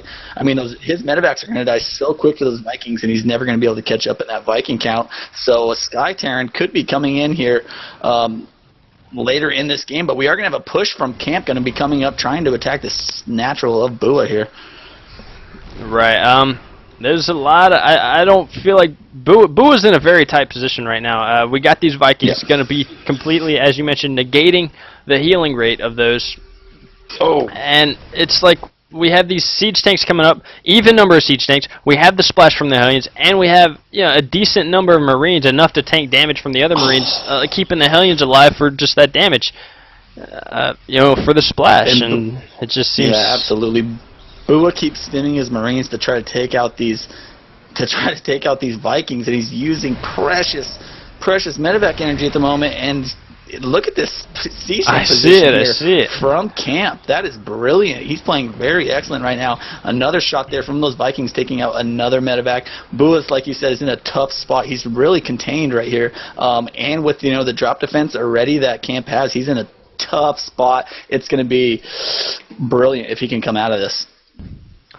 Yeah, he didn't transition fully into mech. He still kind of has a small bioforce, and he doesn't look like he's going to be continuing any more bio. That 3rd factory has been added on, and it's basically going to become at a stalemate. Right now, Camp has map control. He can expand if he wanted to. He has the minerals for it. He can drop like double CC and go, pretty much he has the contain. He has what he needs to. He has the Vikings to prevent any sort of counter drop play. And as long as he just kind of stays on top of Boa like this, I have a feeling he can actually take this game. Yep, I think so. Good scan there by Camp trying to take off this tank up here from Boa on the high ground. He's going to have to drop... Oh, there he goes. Yep, he's going to take that out, and now these Vikings are just going to be coming in, taking shots at the medevacs and Vikings, forcing stims out of these Marines, and with this siege tank positioning, the Marines don't want to stim too far out. It looks like he's sending a couple at a time, but the Hellions are now in position. Seems to be some miss-micro. Yep, it is going to be so tough for Bua to get out of this. Camp playing so excellent right now. I really like his playstyle. Quick peek at the Harvester tab with the Mules in the slight Harvester advantage, about 5 Harvester lead for Boa. But as we mentioned, we did manage to get a counter drop by. He is going to be taking out these tech labs. I didn't even see that one get out, and he's going to be even crippling a little more of the mineral line over here. Nice. SCV is forced to drill away at these poor Marines, and it is going to force a retreat from the main force of camp. In the meantime, Boa's going to try and chase down whatever he can. So, Boa, that was actually a big blow. He broke that contain now with this army advantage he has. This supply advantage, he might be able to climb back into this. That was a really good play by him. A lot more racks are being dropped. It looks like he's going to racks, a factory, and a CC being dropped, but Bua's going straight for it. Bua, is he going to be able to turn this game around? That was an excellent play by him. The army of camp is so far out of position to be able to defend this. A big stim's coming down. Here come the Hellions, blue flame, and the army for Bua is so clumped up. The siege tanks are so far away, and he canceled all of that production that was just out there for camp. Is camp going to have to back up? Oh, Bua's stimming a little bit too much right there, and it looks like these Hellions are going to be able to do really good work. They're so bunched up, but a really good attack from Bua. Still has the supply advantage, and that's what he needed. He's streaming units across the battlefield at the moment, making 2 more expansions, and he might just climb back into this. Both units or both sides rather, taking serious number damage. Resources lost for Boa, though, as someone mentioned, it was it's nearly twice as much, and these Vikings going down to even pick up these siege tanks from camp. Pretty awesome play, and we also have some streamlined Marines on the way, but we do have a 3rd and 4th expansion coming from Boa. And Camp is trying. TVT. Yeah, Camp is trying to pull himself back into it, but he's not going to be able to utilize 3rd and 4th just as soon with all this Marine pressure coming along from Camp. Yeah, Bua rather. He has a really good supply advantage right now, as well as a harvester advantage. Here comes another engagement in the middle of the battlefield. These tanks are unsieged. If he can get up on these tanks without taking too much splash damage, and here he goes, going to be able to mitigate some of these tanks, landing the Vikings. Oh, he actually very good Viking land by Camp. Great split time decision right there. Only lost 1 tank where he could have lost all of those. This is such a pins and needles game of TVT, and I love it. Just these random unsieged tanks going around cleaning up these small groups of Marines. Oh man, tanks aren't doing too bad against small numbers of Marines, but these Hellions, man, they're going to come by and do so much splash and just demolish these Marines, especially with no medevacs. God, Bua needs to stop routing his units across the battlefield. He needs to get a little bit of an army balled up here. Oh, and these Hellions are going to catch these SCVs! Oh my God, that's going to be so bad. Oh, good God, you just run. You just run. And he's actually going to manage to catch these siege tanks. Bua, wow, this is such a sweet game right now. This game is awesome, and there's nothing guarding the CC right now. The Blue Flame Hellions are out here along with landed Vikings. Yeah, he doesn't even know they're there yet. Gathering his forces up. He has a lot of them just speckled randomly throughout the map. He needs to start maybe putting some planetary somewhere or something, and here comes Bua's army. He's going to be able to small groups of Marines. I mean, they're both floating so many minerals they can use so much more production. Bua's adding on some more right now. So many SCVs are dying. Oh my God. Just a quick note that Bua's SCVs was up to 60. It was past 60 while Camp's was barely at 30. So when Bua did that engagement, it actually allowed Bua to take an economic advantage. But right here, it looks like it's just going to even out once again, and it's going to come down to the streamlined units. We got Marine reinforcements coming down, catching these siege tanks off guard. And that is just huge pickups for Bua right now. If he can manage to get a lot of these tanks. Dude, there's so much different battles going off in this game. I love it. It's absolutely amazing right now. Now the production's going to start kicking in. A lot more racks were dropped down from Bua. This constant pressure from Camp. Just a few tanks unsieged up here. They're going to be moving around to this 4th, but it looks like that 4th had to lift off. He needs to land it, actually, because those Vikings are in the air. This is just so hard to deal with right now. There's so many different things going on. The harvester counts are really close. We have SCVs just randomly throughout the map. One tank up here is going to be able to try to fight off these 3 tanks from camp. Another siege up. Oh my god, I don't even know at this point, Adonis. There's just so many things going on right now. Oh my god, put those Marines down, quickly. He picked up a group of Marines right when the Vikings were flying over. It was very sketchy. Did ended up getting them down. Looks like that CC also is going to fall, and Camp taking a lead. You know, this is back and forth, man. Good quick note on Bua right here. They're both of these sides are keeping well up on their upgrades. 3-3 about to finish, just finished for the mech player, and for Bio we have 3-2. I assume we're going to be seeing. No, he's not going to be affording the upgrades just yet. He's actually mined out. He has no mining bases, and Camp has his 3rd. And once again, this is huge. This is decisive right here. This is going to be the final push that Boa has. He's mined out. He has no more army. Yeah, you're absolutely right. There's so many tanks right here, and Bua kept stimming his army, and going to use a lot of that. And it looks like he's going to pull SCVs with his next attack. He's got to try to break through this tank. There's a big stim, but now those units are so weak. Those medevacs do not have enough energy. There's no more medevacs left. Bua snuck a rally SCVs to another 3rd, so he's going to continue income. Our mech player is mining out, but he doesn't have the SCVs. He's doing a transfer to his 3rd as well. So this game is not over just yet for either side. Both sides are mining just barely. Oh, Bua stimmed again. He really cannot be stimming for these Vikings because he has no medevacs. Bua, you have no medevacs, and this might be it for Bua. Oh my god, this is it. So much splash. Decimated. Oh my god, and the Blue Flame Hellions are now up into the base of Bua, into the production, and that is not where you want a mech army is in your production. Anywhere else would be just fine. So many Vikings out on the battlefield right now. SCVs trying to battle Blue Flame Hellions, which is hilarious to watch. These Vikings are going to land, and there is the GG from Bua. Camp's going to take it. FXO is going to take the clan war 5-3, but brilliant games from both sides. Absolutely, this has been a very, very good series. Close games all around. Very entertaining to watch, but FXO does take the series to 5-3.